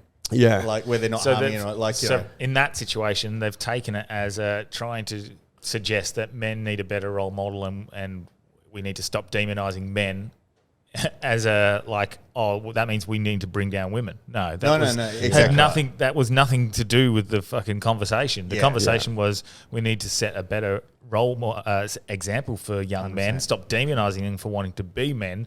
And when I say men, I mean the masculine sort of traits that we have. Healthy expression of the masculine. Because it's a beautiful thing, the differences between masculine and feminine, and they both contribute to a really good mix and balance. But yeah, for us to suggest one thing doesn't necessarily mean we're bringing down the other. And that's why my number one comment was just because we're trying to bring up women in society and make them an equal contributor, equal in all other ways, doesn't mean we have to bring down men to raise them up. No. And it's like raise yourself as opposed to try and bring someone down to where you're at. And then to think that you're happy, you know what I mean? Like, just the fact that if more men work through their shit and get better, it's better for women. For everyone. Yeah. You know what I mean? Yeah. Guys who get suppressed and they're people pleasers, these are the guys that will fucking do bad things to women. Yeah. And they're weak men. They're not like guys who actually own their shit, have healthy boundaries, work through their problems, can communicate, express their emotions properly and process, actually be a good partner, be a good protector and provider. And that's the other thing, like protector, provider. Like, it's part of a lot of, but it's not to say that women can't look after themselves. Yeah, of course they can. Course but not, but as a guy, like, your fundamental for yourself is to be able to be that dude that can protect and can provide. If a woman wants to work or she doesn't or whatever, that's individually everyone's wired differently. But just to try and develop yourself as that person has got nothing to even do with women. So it's about trying to develop like a better version of men with better role models and and a healthy expression of the masculine as opposed to a toxic. Yeah. Yeah, because I like to try. And sorry, Delby. No, you're okay. Because I like to try and, I guess, hold both sort of aspects of like a masculine and feminine traits. I love the We're a mixture of both. yeah. I like to have the empathetic, the emotional connection to certain things, which is probably going away from what like an Andrew Tate would suggest. Yeah, but then, big time. but I also, on the other hand, really, I guess, I like what he says about the masculine thing. I want to be able to, if someone came at my daughter, I want to be able to fucking destroy that bloke. Like, if I had to, like, I would go to a fucking dark, dark place if something was to ever threaten my daughter. And I think you need that aspect of life as well. Yeah. But I like to hold both traits, and I don't think there's anything wrong with that. Life's not fair as well, so you can't be living in this ideal society that you want us to be in. You need to be prepared for everything. But even you saying that Andrew Tate probably doesn't do that. In his long form, he does say that. Yeah. It's correct. just the Correct. Post cancellation. Yeah. Because since he got cancelled and then after, he's removed a lot of the real inflammatory shit that got him. He was saying it to get up there. Yeah, It's very. I fucking hated him when I first. I was like, this guy is a fucking flog. Like, I was like, I can't believe this dickhead, man. And he got me. That guy is a dickhead. Yeah. Like, he got me, man. But when you actually listen to long form, and Cam McLaren hates me saying this, but I'm like, I reckon he has a lot of valuable points and ideas. Look, he comes from a place of like, I think 80% of what he says is, you know, be a better man. Like, build yourself up, surround yourself with loyal guys, not pieces of shit and snakes. And guys that aren't, motivated, energy get fit, focus on these things. But obviously he holds a lot of materialistic. That's the stuff that's the bullshit. Yeah. But also you can tell which I can see where a guy's amassed a lot of wealth. Yeah. You can tell he's got a massive fear of, being vulnerable with a woman, them coming in and potentially losing it. Yeah. And you know that he's so in his own head about like chess, and his dad's like a chess grandmaster, and so like it's all about like calculating and plays, which you sort of understand. Like he just doesn't want to get fucked. And so he's playing that game of distancing himself as well, and that's how he is. But I mean, then he's got kids as well, right? I think he does. He's got kids, and his brother's got kids, which you never know. So he's already a dad. But look, there's definitely leaving something on the table that like he won't be vulnerable or open himself up. He'll close that option just to not potentially get at least publicly. Exactly. From what we say, because he's there's definitely that external gratification sort of side of him that you can see where he needs the good things, and he need. Well, I'd be interested to know, and again, you're going off short form clips, but I'd be interested to know, would he be okay having fuck all money, getting by, but with a fucking strong mindset and just sitting on a fucking I think they almost come hand in beach hand. having fun with his daughter. I think they come hand in hand because he spoke about that. He goes, once you get a certain amount of money, you can't do much more. No, correct. Yeah. And he's talked about that. He's like, I've got the amount of money. He's like, now I have to find why I'm doing this or like what I find valuable. So, but I think it comes hand in hand. If you have a strong mindset and you're a well-rounded person, you're going to succeed in whatever you do. If you wanted to go sit on a beach and that's what that is it. Yeah. But for most highly driven people, sitting on a beach would just this is drive them crazy. Yeah. That's hell for them. This is my battle at the moment because I have this fucking drive to succeed, drive to be as best a version as I can of myself and for my daughter and for fucking the podcast and for my business. But I also have this, I'm very happy to go sit on a beach every single morning, meditate, chill, relax. But Porque no los dos. Porque no los dos. But I have turned it into part of my routine.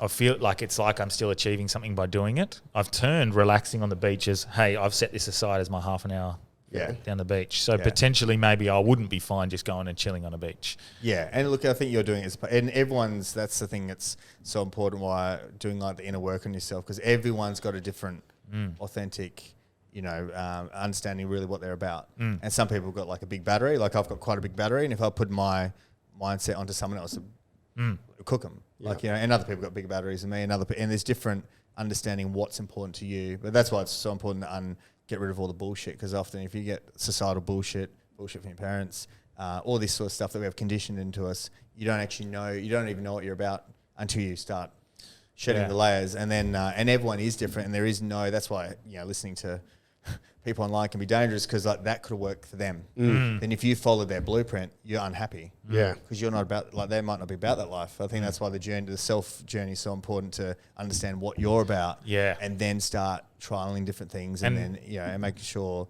and for some people they might only want to work 4 hours a day. Yeah. Or work for a month and do nothing for a month. You know what I mean? And that's them. Like me, I couldn't do that. I mean, I couldn't retire and do nothing. Yeah. Like for me, like that, I'd have if I've got no contribution.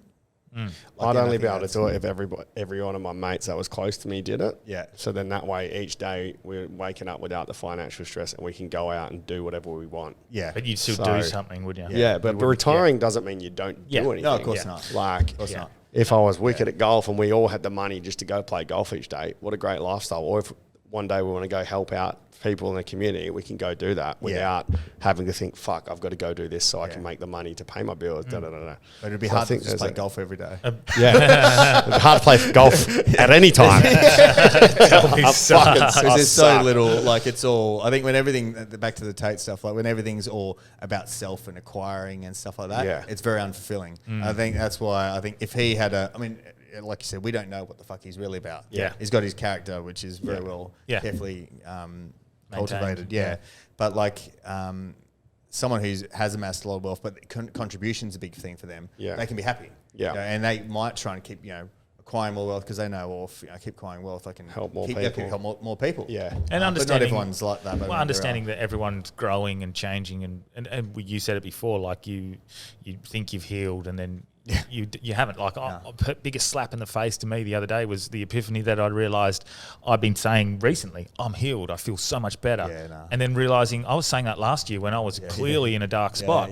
So what the fuck am I going to say in another year? Am I going to go backwards? Am I going to go up? So no one's healed. You're always learning, growing. Constant process. Yes. Yeah. And as soon as you think you got it, something's going to get fucking thrown your way to let you know you got it. Yeah. I think that's why you end up the result always has to be becoming intrinsically, is that the word? Intrinsically happy motivated. And just being happy with fuck all, and then everything else is sort of a bonus. You know? Just be happy with the journey you're on. Yes, exactly. You know what I mean? Whether present. That's with not much or it's something else, but just being present with yourself continually, which is difficult. Connecting with yourself. Being present, very difficult. So difficult. Very difficult. Because you're constantly thinking about what's coming. Like, this is going to be so good when this happens, or or fuck, I learned from that yesterday to do this, or blah blah blah. Instead of just going with what's in front of us, like our conversation now, or sorry, what are we talking about? Yeah, or the people listening right now, are they zoning out listening? Are they watching? Are they working? What's happening? Being present is fucking super difficult, and that's why these little moments every morning where I only put aside 10 to 15 minutes where I can meditate, but it's 10 to 15 minutes of at least trying to be present. And of that 10 to 15 minutes of meditation, I might get 6 to 7 of those minutes I was actually present. Yeah. My mind has wandered and I brought myself back. But even when you say that, like maybe that's being present with yourself. Yes. I do my presence by this podcast. Like this is where I'm present because I'm paying attention to two blokes having a chat where I'm listening to what you're saying. I'm formulating my responses to what you're saying rather than sitting here going, I have to say this. Yes, you are. Listen. You are very good at responding and not listening to respond. Yeah. You very rarely have a you've just said something and you're waiting for you to finish so you can say it anyway. You respond to exactly what they say. You're very good at that. But that's a skill that I've focused on doing as well. Because early on, it was like, I've got to... it's definitely a flaw of mine. I just did it then. I wanted to say it's a flaw of mine. And I tried to interrupt. Like, it is a flaw of mine to go, that's what I was going to say, because that part of what you said has triggered me and I won't listen to the last 6 to 7 seconds of what you said. Hard. It's very hard to just waiting for your turn to speak. Yeah. That's the toughest part. Just like, hurry up. Yeah, okay, now I've got a chance to speak. Because if you think you've got a nugget of value... something you say, I might go, oh my God, that reminds me of this valuable thing that I can share, but then I've got to wait for that sentence to finish rather than just going, forget about that. Just talk and see where that goes and bringing it up. Even me trying to do it right then was super difficult. This is super meta now. I just wanted to say even me trying to do that right then whilst you were finishing. I was like, I'll let him finish. Yeah. It's super difficult. And that's why don't try to be present all the time because it's near impossible. There's so many factors that we're trying to stay alive. We're trying to not walk in front of a fucking car as it crosses the road. There's so many things we're trying to assess at the same time. But if you can just put aside a few little moments of the day where you can be present and silent and still, it's gonna help. Yeah, massively. They're going to be practices that like that. They'll build your ability to be present as well. Yeah, and that, or you'll have your moments where, and I think it's not being judgmental whether you sit down for 20 minutes and you're like, fuck, I was only present for 2. The fact that at least you sat down and you just keep, it's a skill and a muscle you keep working on, and the better that you get at that, you'll be more present in other aspects. Do you think it's thought watching? Sorry? So watching your own thoughts, and so that's a practice that I learned. Was like watching your thoughts and why you're thinking that, why is that your reaction, and then you become a bit more acutely aware of what you're doing and how to. So if it's an argument, for example, with my ex-wife, I would use it in a practice like, I'm having an argument for no reason, or this argument has gone in this direction for no reason. Bring it back, calm down, correct, and so I was able to acknowledge that instead of going off my emotion and what I was going through there. And that's a huge advantage of learning how to watch your thoughts and why you're reacting and why you're doing this. And I've found it's also been very helpful in becoming present and when you can watch your thoughts and while you're thinking, you can also watch everything that's going on. It's a practice that you have to do continuously and over and over and over, but it becomes a little more. I think the sad thing is a lot of men don't have any sort of training, role model or example to move out of emotional response. And I see this when I was a teacher for 10 years. You see teenagers do it, but then you see full-grown adults, men and women, but where they don't actually realise they're just responding from that frontal lobe emotion, fired up, and not having that intelligence to be able to step back. But how can you expect somebody to do that if they've never been taught how to do it? It's like, here's a footy, kick it. If you've never been shown how to kick a fucking footy, you're not going to be able to. Is this, is this like this, so with regards to like what you're going on with the well, if you don't have the skill, if you're in a fight with someone and you're just like, no, fuck you, I'm right, and you can't go, hang on, what am I screaming about? If you've never been shown or given that as an example, or had, like, when we would fight, mum would sit down, why are you feeling that way? Talk to me about your feeling, and that's one of the biggest feedback we get on this podcast is they say we're vulnerable, but I think it's just that we've been taught how to share our thoughts and be raw. Yes. And we've had it shown to us. Well, I think we've learned. I don't know if it was showed. For me, it was shown. My mum was massive on it. Okay. Always talking about, why were we doing that? Why did you think that? Why did you say that? When you said this is how it made me feel. When you're feeling angry, instead of going... So I very, very rarely ever will attack someone and scream at somebody. No, you're very good that's like because that. I'm just like, what's the point? Like, I'll pull it back, except for recently where I've fucking But you were drunk, I think, from memory when you were doing that, so that's an altered state. But regardless... But that was very deep trauma for me. Yeah.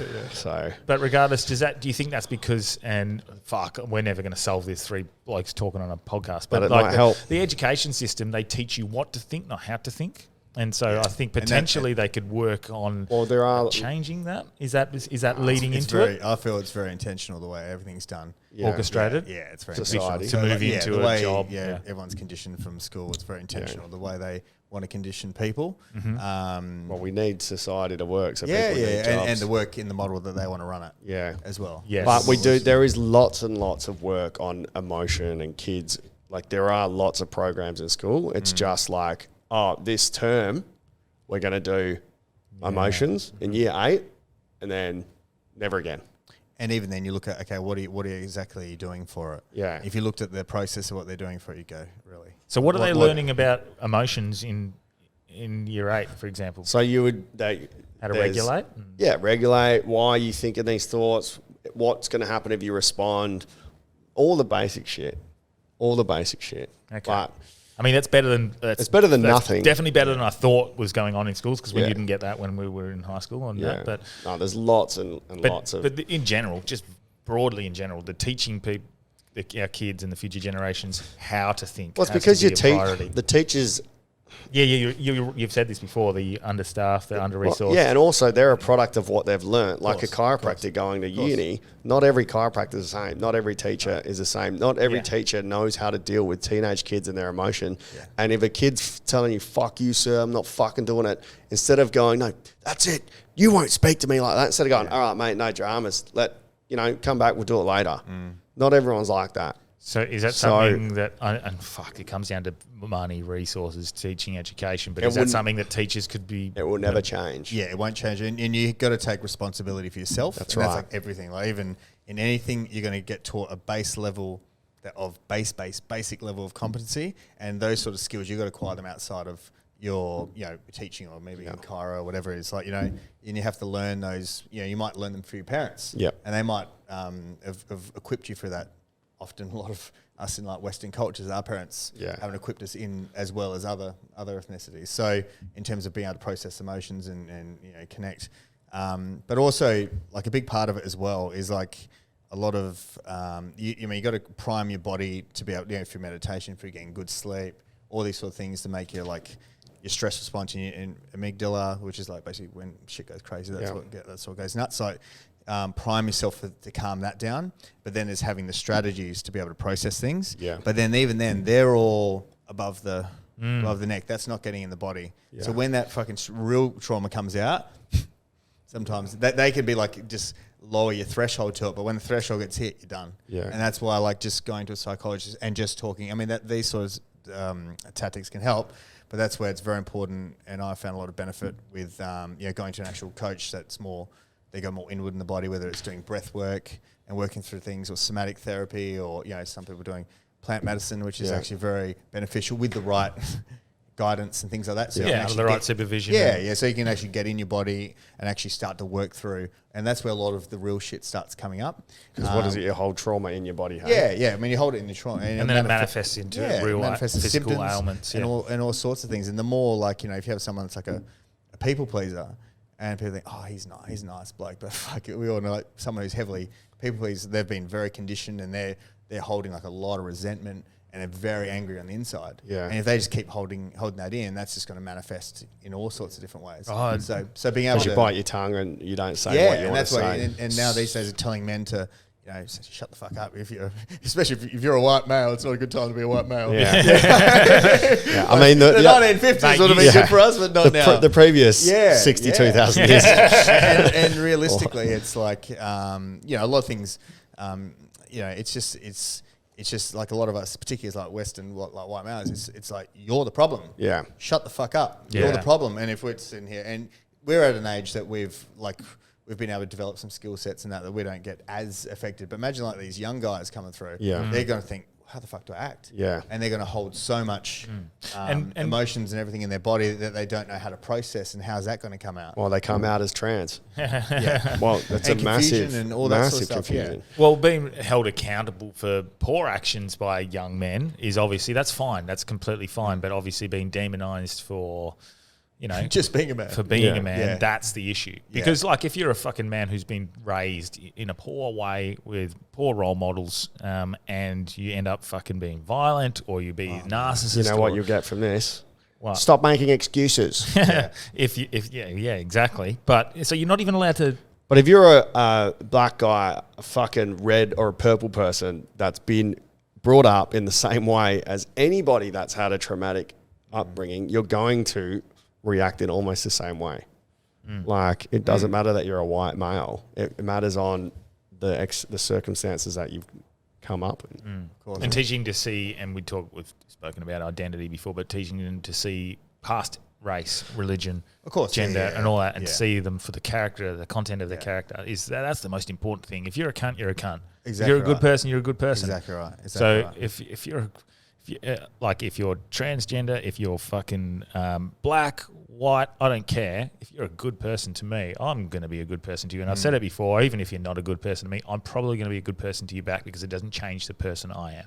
Yeah, exactly right. But, I think sometimes it's important to understand differences in races, in ideologies and genders. It's important to understand them, but to make that the whole assessment of what you think that person is, that is a slope that's getting very slippery at the moment. It's about like just developing empathy and understanding that they might not think the same way you do, but like just be empathetic that there's like, a lot of men have a way of thinking, a lot of women have different cultures, have a different, and just be empathetic towards, they're different. Just because someone, it's like with COVID, whether it's you're vaccinated or unvaccinated or whatever your opinions are, like just be empathetic towards if someone's got a different point of view. It's all right. You don't have to fucking demonize. Yeah. Or you don't have to cancel them. Yeah, or cancel. If you don't come to my side, fuck you. Yeah. As opposed to, and nothing's, that has come out so much in the last 3 years. It's fucking disgusting. I can't believe it. Like we used to be able to have a chat. Have a chat, differences of opinion, have your, whatever, then you're all good. Whereas particularly through COVID, you see like family, relationships, friends actually go.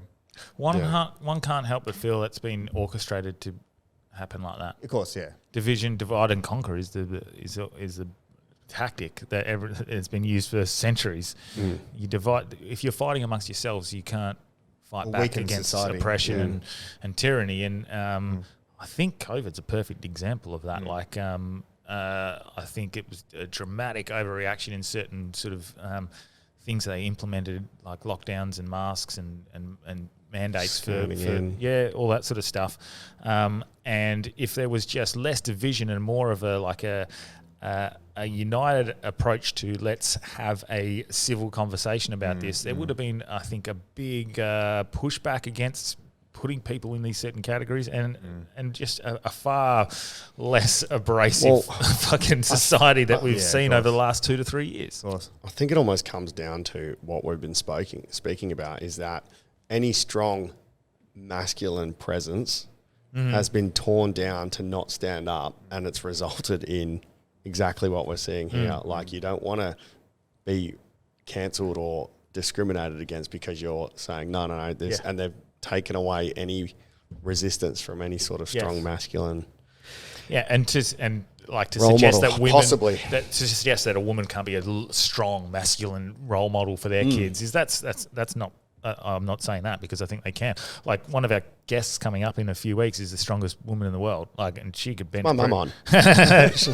She literally could bench press us. Like, she's a fucking beast. I would not fuck with her. Yeah. To suggest that men are stronger than women physically is now becoming like, you can't even say that. Yeah. But and broadly speaking, even in a fight, you get women who train MMA or martial arts. Yeah, I would not fuck with some people. I've been doing like BJJ for years as well, and into for 9 years and doing and I understand like very well the combat world. Yeah, I'm very heavily involved. But a trained man will beat a trained woman 99.9%. Well, if bone density to like a similar level. Yes. It's like there's definitely and broadly speaking, we're not talking. There's like, outliers here. If you get like a guy who trains and he's all right, and you get a super talented woman who trains a lot. I mean, she could beat him. If you get a guy's if you get a UFC guy's the UFC lightweight champion versus the equivalent female, who they're both super talented, they're best of the best, and they're amazing. The guys obviously have advantages in that when it's, but not just because a guy's a man doesn't mean he'll beat a woman. A lot of women that I've seen train and talent they'll smoke. But you get the toxic femininity where going, no, a woman will, and they're just as good as a man. So you definitely do get that pushback, and for us to suggest this is demonized 100%. But then again, like, I'm not suggesting that. Like, I'm sure Serena Williams could have beat fucking 50% of the fucking tennis. Yeah, well, she'd definitely flogged me, but like, she probably could have beaten 50% of the male pros as well. But like, again, outlier. Like, we're talking broadly speaking, and also that's a skill-based sport. There's a bit of power. It's like golf. Skill, there is a bit of power. It's not as when you have full contact. That's when it's. Well, didn't Nick Kyrgios come out and he versed her and made her piss? Yeah, potentially. Nick Kyrgios? Did he? Yeah. He's like, bro, like, it was like six sets to love or something like that. Potentially. But like, you get what I'm saying. Yeah, 100%. Yeah, of course. What are your thoughts on athletes that were males and then they transition over? I just can't believe. Are we allowed to talk about this? That's the scary thing. We're not even allowed to potentially. I hate the fact that you got to be, like, for me, it's such a small percentage of society which it affects. All the fucking LGBTQ. It's not even LGBT. It's just the T. Yeah.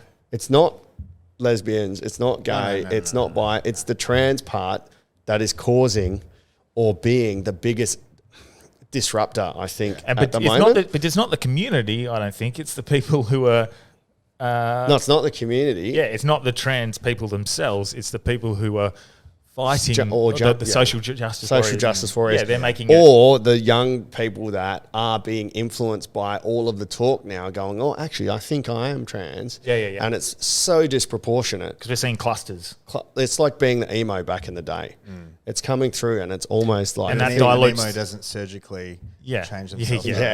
And that that's dilutes- the difference. Like there should be an age where if they do decide to do that, they do that. But Yeah. like they got to get to an age of, whatever it is. I feel like certain it's level almost of- an certain American level of- problem though, because as a teacher, I would see maybe in my last 10 years, maybe less than 10 kids and probably 2 to 3 that were like, you can see, you go, okay, yeah, this is like not somebody that's trying to put it on. They're not like doing anything like that. But for in America, it feels like it's a bigger problem than anywhere else in the world. And the fact that we're talking about this small fucking percentage, I just can't understand what it is that's driven it. But the problem is they set the framework for what happens in the West and everything. Yeah. else we'll follow. Yeah. England will follow. But Canada will follow. But, I mean, they'll England lead. just fucking censored Roald Dahl books. They've gone through and taken out the word fat And ugly. because it's offensive and ugly. That's ridiculous. I know but- what you're about to say then as well. But But if you're fat, you can quote change Murphy. being fat. yeah, that's You know what I right. mean? Some things, if you're like, you can't change them. Okay, fair enough. Yeah. But there's some things like And this fat shaming thing. ugly can potentially change as well. Well, we'll go from fat shame. I'll talk about fat shaming in a minute because you're a health expert. But guys going to also girls. fat shaming expert. I mean, I just think if there's that many athletes now that are identifying as trans, just make a separate category. Simple. Yeah. I loved Jim Jeffries' idea. Have you seen his recent special? No. So I just watched his recent special and his idea on how you can shame a bloke for being bald, Yeah. but you have one go at fucking Jada Pinkett Smith, Yeah. and you fucking lose your mind. Yeah. And I get it, like it's a disease. But the point he was making was like, fuck. There's no These- equality for men. Well, a lot of it is like, there's a lot of just shaming in general towards men. Yeah, If yeah. you're a short guy, Yeah. you get shamed. Little dick. Little dick, you get shamed. Yeah. If you can't last more than a few minutes, you get shamed. Yeah. Fuck. You know? There's a few categories there. That's 2 or 3. You know, if you're not making much money, Yeah. you're a fucking loser. Yeah. You know what I mean? And like women don't get shamed for that. Yeah. Like if a woman lives with her parents at 35, Yeah, it's- she doesn't get shamed for it. Yeah, yeah, A guy yeah. will be like, oh, fucking hell, it's a sort his fucking life out. Yeah. The sort of car he drives, he can get Yeah. shamed for. You know, all these, there's so much like shame with men. Yeah. That like, and that's what we all hold on to. And that's why we compete against women. Yeah. I do think that Because no one shames you. Then you're brave. You're brave if you go and fucking swim against women. I'm starting to feel like someone made a point the other day. We're now celebrating the trans community going into the women's sport and then beating them. It's disgusting. It's like, not on. It's like it's bringing down women again. In contact, like whatever, if you're playing fucking baseball or golf or shit, like contact sports. Yeah. Men have different bone density Yeah. in their hands. Like if you get a guy Yeah. hitting Yeah. a woman, like they'll hit them differently. Yeah. You know what I mean? If they're trained equal, but then Yeah. one's got male. Yeah, was but even more at swimming, manual. where you're literally muscly out, you're faster. It's just fucking.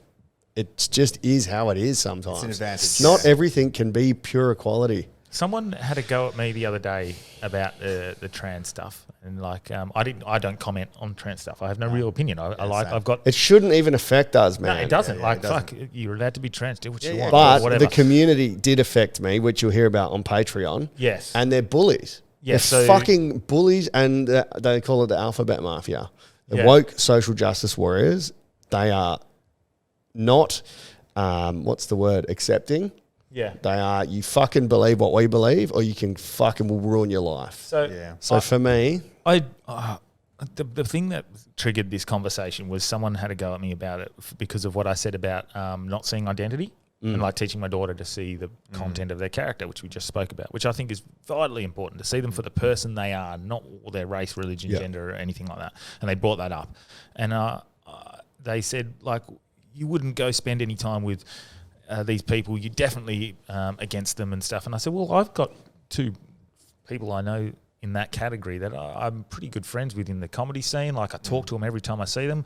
I was speaking to Courtney the other day, like at Kyle's gig, and just having a beer with her at the back of the bar the whole time. Like, we get along fucking great.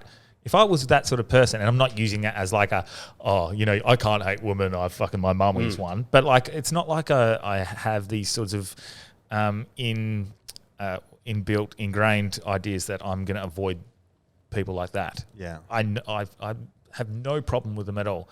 And then I said, how many do you hang out with? You're having a go at me. And she's like, oh, well, I don't know anyone.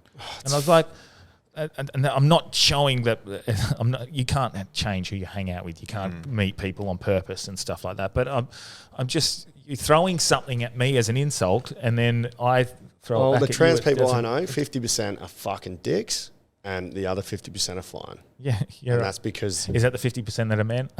Classic. They're just...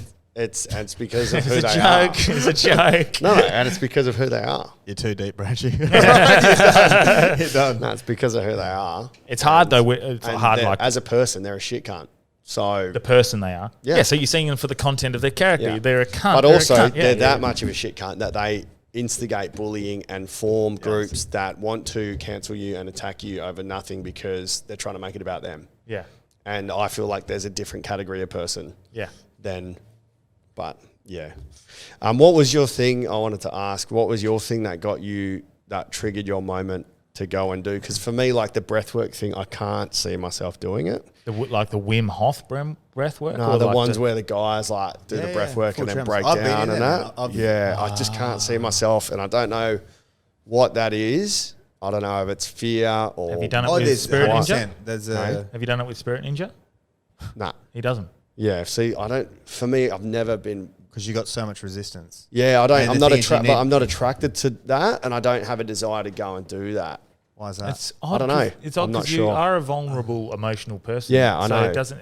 But the thing is, most guys, we're all hiding to a degree. Yeah, we show part of what we're about, but we still know there's shit in there, and that's where the resistance comes from. You're like, I don't want to fucking face it. I want to let it out. And you can be happy with where you're at, but then not, really sort of want to show, the light and the dark within you, because we've got light and darkness. Maybe the trigger, I'm just trying to think out loud. The trigger might be like anything that's a deeply personal thing like that. I don't like the fact it's filmed and shared.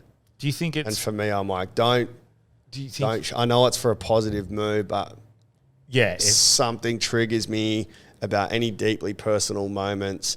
There's almost like an insincerity to it. Yes, yeah. And this is what I blew up with my ex for, because she showed me this clip of this girl and this guy, and he's like taking her pain away, and she's like crying, and he's crying, and I'm like, why are they filming this? Yes. Like, fuck, it's just, I'm like, keep that as a thing to yourself. Yes. Why are you sharing? It feels insincere and fake that's being shown to me. Like that moment, I'm all for it, for helping, but it should be something kept. Yeah. And I don't know if that triggers me and stops me from wanting to do any of that stuff. By the sounds of things, it's because you feel they're full of shit. And they might be doing it for attention. Yeah. You know what I mean? Yeah. And there's some sort of trigger that they're fake. Like a charlatan. And they're inauthentic in terms of... And like you can get that, and you get guys that do things that they just go up to homeless guys on YouTube. Here's $50. The tears and that, and then they get, and then they get 50 million views. I don't like those videos because of that. And that's why. I mean, it's great that they're helping them, but it's for virtue signaling. Exactly right. And I mean, I've even myself wanted to do some content around helping. Like far less fortunate, and then I've gone, fuck it. You're just going to come across like you're a fucking you're doing anything to get attention. I mean, so just do it. Yeah, just do it. But the thing is, I think you don't need to, if you're giving people things and doing stuff like that, you don't have to film it all. Yeah, you might film some of what you're doing or their story, because I would like to do some content around people who are jail, homeless, things like that, because they've got a fucking story. Yeah. All of them have got a story about what got them there and understanding and trying to, but I mean, if you do something nice for them, you don't need to film it. Yeah. You know what I mean? Yeah. You can still create content around it without. So why do you think they're going to film yours? Well, I don't know. I'm just saying, for me, that's almost a barrier. Like, yeah, you want that for you? I have no desire to go, I want to go try this to sort any issues that I have. And also, I'm a very logical sort of. Do you think I like to work things out where baby steps though? If you slowly worked into I think it's fun finding, like, for yourself. I was very similar to you, like, a year and a half ago. I'm not the stuff I've done the last year and a half. I would have had fucking no chance of doing that stuff. But you need to find someone that you trust to do it with you, and you're probably going to do it one on one. Where you just do it with you and them, and they take you through that process, and they know what the fuck they're doing. You resonate with them, and no one else is around. So, like, your experience is your experience. You know what I mean? As opposed to, and that's how I started my journey, because I was the same. I was like, fuck, I want to do this. This wild. These people having these wild outbursts, doing breath work in these groups of 40 people. I'm like, I don't want to do that. But I did a lot of one-on-one work before I even got to that level. So when I did do some group stuff, I was pretty comfortable with it. But yeah, it's just finding, I think, that person that you think, like, for yourself isn't a charlatan. Like, for you, probably your trigger's probably charlatans. Like money makers, charlatans, you're full of shit. Like, find someone that you're like, nah, they're the real deal. And there's evidence that they've helped a bunch of other people. So you can go, oh, logically. And someone could have had some similar, because we got, often as men, we got a lot of, and women, like we have a lot of issues that we don't realize are issues. Until you actually start working through it. That's what every girl tells you. And women can be good at giving you feedback in terms of calling out on your bullshit. And all that. And there's a lot of guys we don't call, a lot of guys don't call out their mates and shit, because we just, enjoying each other. You won't call them out on their real shit. You call them out on their fucking. Exactly right. And guys we're a bit more superficial with our level of in general with the connection. Women go a bit deeper with their friends than what we do. We're more just good times, laughs, superficial. So I think it's, and we don't actually call out. Whereas women are a good good mechanism of calling us out on our bullshit as well, which guys often might do. And I think also for me there's a trigger, and I learned this again with my ex. Like, this is almost where our relationship broke down as well, because after me going ape shit at that clip, and that meant a lot to her, and it caused a massive, like, just a disconnect, because she's idolizes these people, and I'm like, that is the biggest crock of shit I've ever seen. It's fake. It's insincere. And then it was almost like an air of arrogance, or I'm better than you because I've done this work. So I'm better, and look at how great I am. Like, I know how to meditate, or I know how to do this. And just this air of, like, almost like I'm not as good, or you're on a different level to me. It's I like think spiritual that triggers arrogance. Me. That's the exact term for it, spiritual arrogance. Like, and that's what, and a lot of people think, I've done the work on myself. It's like, you haven't done fuck all. It's like you journal and you meditate. That's all you do. And talk and reshare posts on Instagram. It's like you haven't fucking been to that place to go to that place to really sort your shit out. And a lot of, but maybe they haven't. We're saying they haven't. Exactly. And look, she may have gone that place. She may not have. I don't know. Like, I think she had. I don't know. I believe it, that she had. Like, but at the same time, I didn't like how I felt. And I think sometimes a lot of people, they fall in love with certain things, you know, and the nature of it. But, like, the reality is, like, you are how you are, and that's like that. Even if you did go on a journey of working through stuff deeper, you'd still have a clear boundary. Like, I'm not posting that shit. My private. There's aspects of boundaries where, you know, people aren't going to get access to that. And then she would have to, like, respect that. And if she didn't respect that and enjoy the fantasy of having this couple relationship that are all open and vulnerable, and often I think that comes from a needing to be seen. Insecurity as well. So I'll share 98% of the stuff I do, but I think there are some things that need to be, like, I'm on this potty, I'm pretty open, but I've still got, like, my secrets or my things that I keep in my close circle of friends. But what was your trigger to start doing it? Did you do the podcast? No, to do all the stuff that you started doing to work on you. Yeah, look, I sort of thought I had, like, growing up, I had a lot of shame inbuilt around, women, like, sex, drugs, and alcohol. So that was my big thing. Sort of growing up, went to an all boys school since I was 9 all the way through. I received love, through my father, like, through achievement, through being a good at sports. Yeah. I was never an academic. I fucking sucked as an academic. Hero as a guy. But yeah, so like I was always, and that's where I got love as a youngster. I got love for being good at sports. I always played state level, tennis and things like that. And then I we're always very much demonized around anything sex, drugs, alcohol.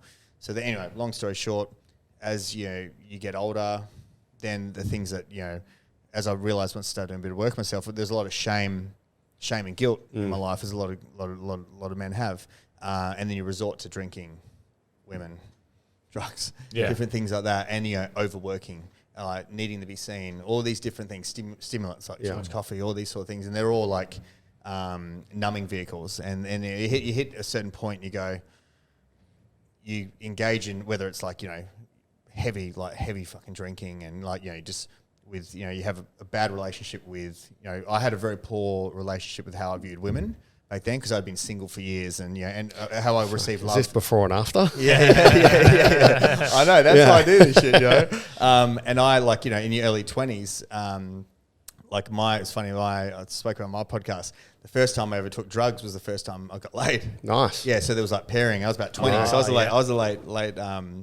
late start of the party, but I made up for it. But the thing is, in saying that, and then in your early 20s, as a guy, you receive love from men.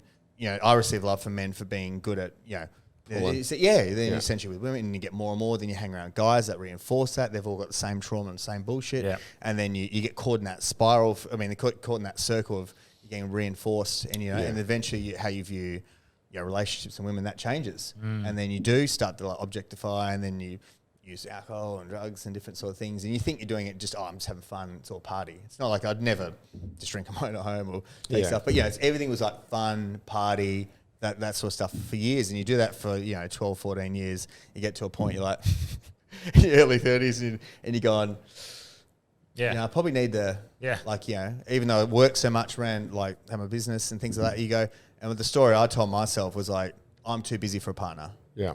I'm just blowing off steam on a Saturday night, or every second Saturday night, and then just some things got worse, and eventually, you just get to a point you're like, I do want a family, I do want kids. You go, what the and deep within you're like, there's something that's causing me to go further down this path and not actually deal with this shit. So that's when eventually, and I've had that thought for years before I went to that point. And then actually once I started doing work with Theo, who's my co-host, and we even our first session was fucking massive, and it was so the release, we did some body work, breath work, with some additional sort of supplementation. Then that basically allows you to open up more, because I was like you, and I understand yourself just full resistance, just full masculine resistance. You're not gonna this is bullshit, this vulnerability, all that sort of stuff. And then I was just always mentally strong, grinder. That's how I was brought up. We were brought up not to fucking express emotions in our family. The men are men, and can't fucking communicate. Emotional intelligence was fucking next to nothing. You know what I mean? So, and that's happened. It's a very similar way that we were brought up. I think me and you with we still had the woman, the empathetic. Everything was the same there, except for I've always been vulnerable and shared. Which I have always. And I've always had.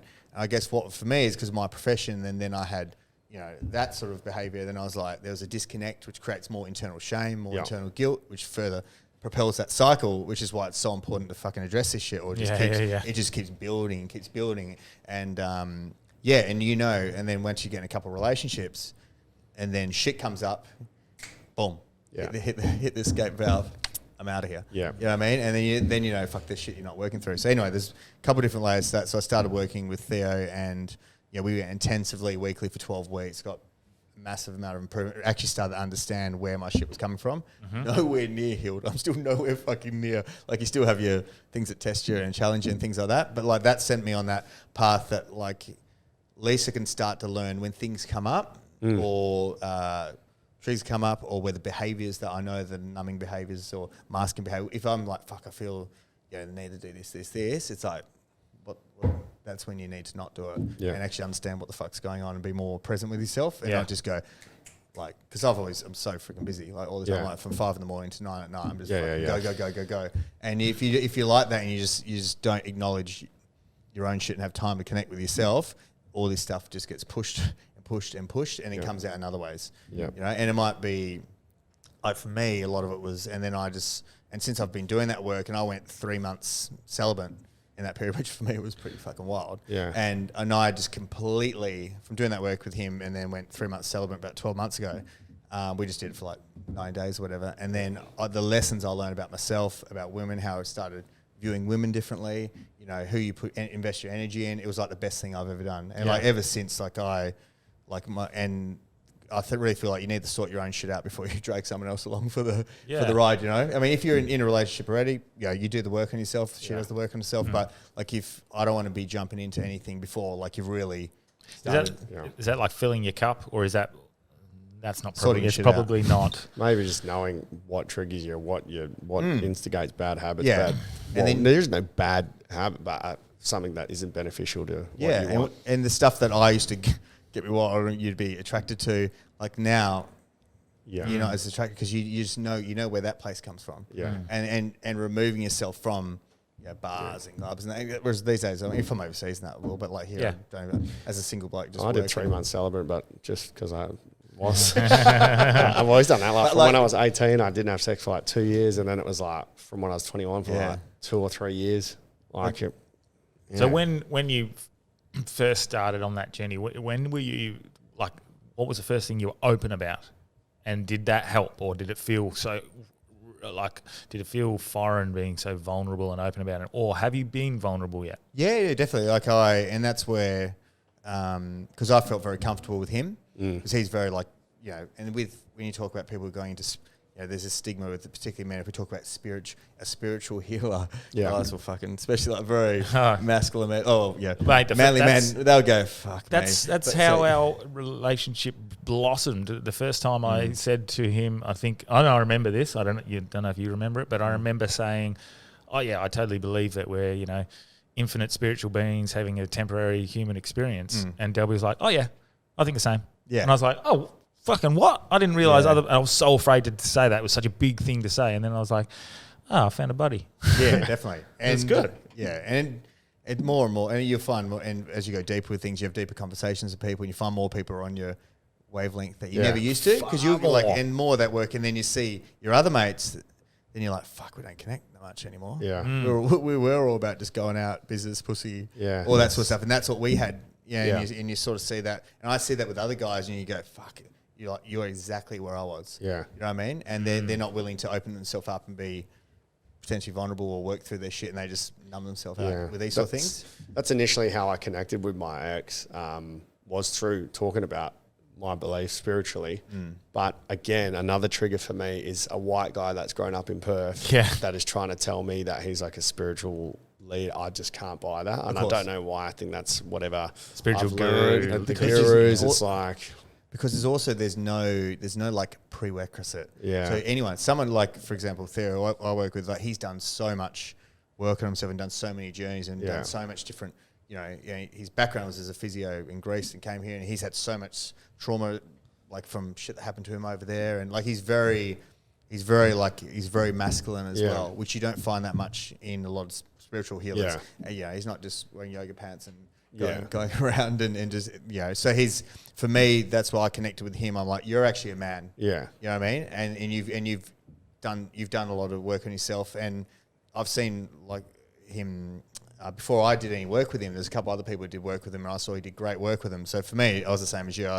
What's your evidence that you've actually didn't get results? Yeah. And it's like, do I connect with you? It's like, I connect with him as a, because you got to accept the messenger before you accept the message. Yeah. Someone could have amazing content or messages. If you don't fuck with them, it doesn't matter. You don't connect with them. You don't connect. You just miss it. So I think, but the other hard part is because there's no, you can't really regulate that stuff. So someone can go, oh, I'm a fucking spiritual. Yeah, I'm a shaman. It's like, and some of them, they're the most fucked up people going around. And you think a lot of them are. And they can fuck other people up in a real bad way. Yeah. So that's why it's so important that you're so selective with who you pick to guide you on that journey, and don't just randomly go, oh, well, I've heard breath work with someone's good and you pick the wrong Yeah. people, as opposed to actually do your research and find out who's Like actually choosing knows a their shit. chiropractor. Yeah, exactly right. Yeah. It's like anything. Yeah. Like you go to a financial advisor, go to Yeah. some charlatan will stitch you up, or go Yeah. to someone actually they've got Shout mutual out interest Darren with Jones. As I said, charlatan. Yeah. No, he's a good man. He's Could a you good trust man. He's a your good gut? man. He's a I good guess? man. Hey? Go with your gut and go with your research. I Yeah. think. Oh, there's both gut and research. Yeah. Yeah, because because the thing is, if you don't connect with them, Yeah. you're not going to fucking open up with them. Yeah. Because you go to such a vulnerable. When you do that sort of work, you go so fucking vulnerable, and the more vulnerable we get, the more open you are about all your bullshit, things Yeah. that have happened to you, things that you're going to get a better result. Yeah. As opposed to just going very surface level. So you need to know that they're about that, and Yeah. also like Now, what does he term himself? Because the term life coach triggers the fuck he out of doesn't me, say. man. Because I still essentially don't know. that's what it is. But 35. you haven't finished your life yet. Yeah.